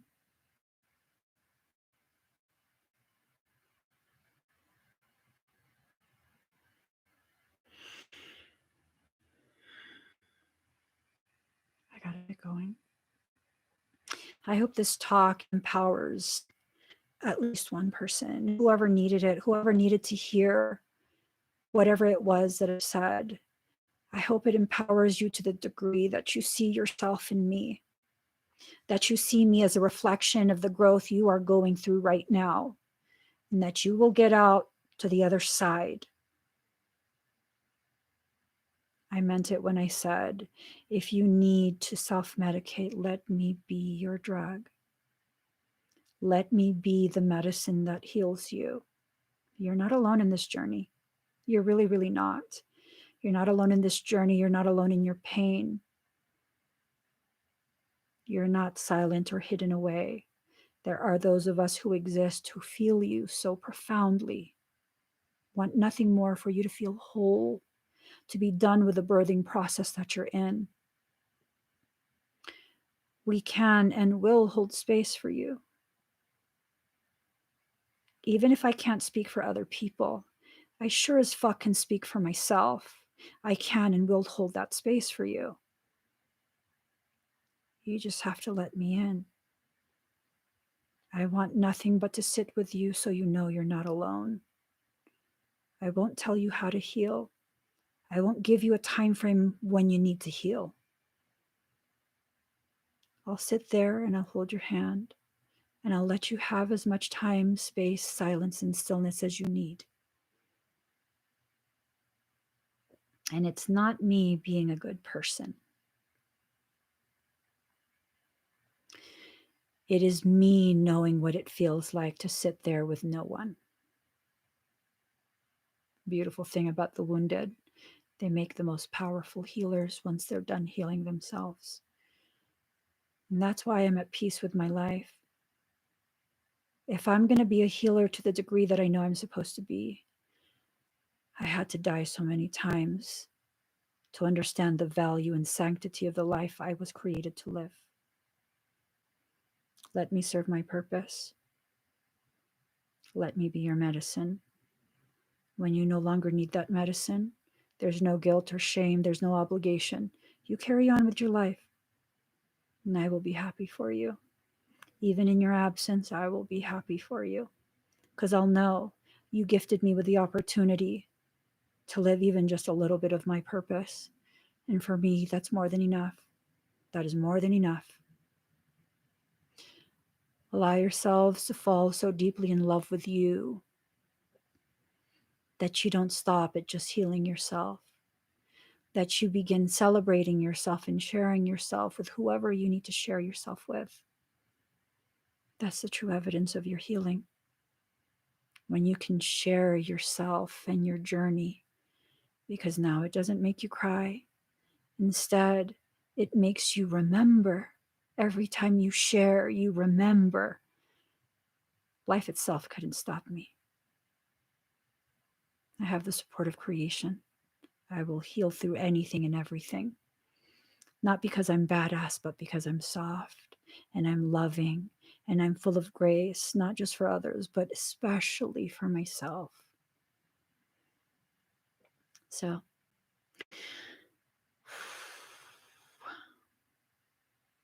if you feel like this is the wrong environment for healing, I don't know that you're willing to heal yet. It's the honest truth. Not being able to see or hear exactly what I'm saying and instead being triggered and upset, which I don't know if you are. To me, that serves as evidence that not quite there yet. You will be, though. You will be.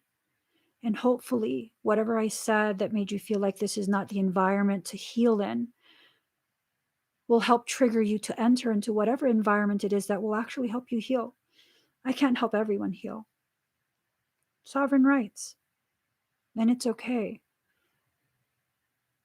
But I hope, to whatever degree you'll allow, whatever ways I've triggered you in this will bring you to that place where you can heal.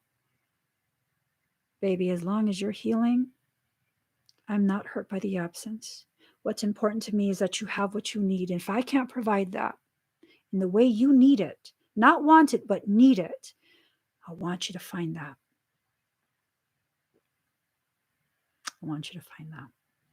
I want you to find your strength and your voice and be able to come back like, Emmie, you were such a bitch that day, but fuck, I healed, girl. I'm whole today. I'd be like, fuck yeah. I knew you'd do it. I knew you'd do it, you know? I mean, I'm sorry I triggered you, but girl, if I couldn't help you, fucking you need to go where you could get help, where you could feel whole. See how beautiful that is? To not own you. To not try and heal you just so I can put another tally mark to validate me. Yo, wherever you need to go to heal, go. Go. Go. And then come back when you're healed and be like, flaunt it. Emmie, I'm fucking whole. Fuck you. Fuck you. I'm not interested in collecting followers. I'm interested in witnessing the unfolding and the blossoming of my equals. That's all I'm interested in. Give this video a thumbs up. If you haven't already subscribed, please do subscribe. Turn on that notification bell. Join me when I'm live. I love you guys. You have no idea. Bye, everyone.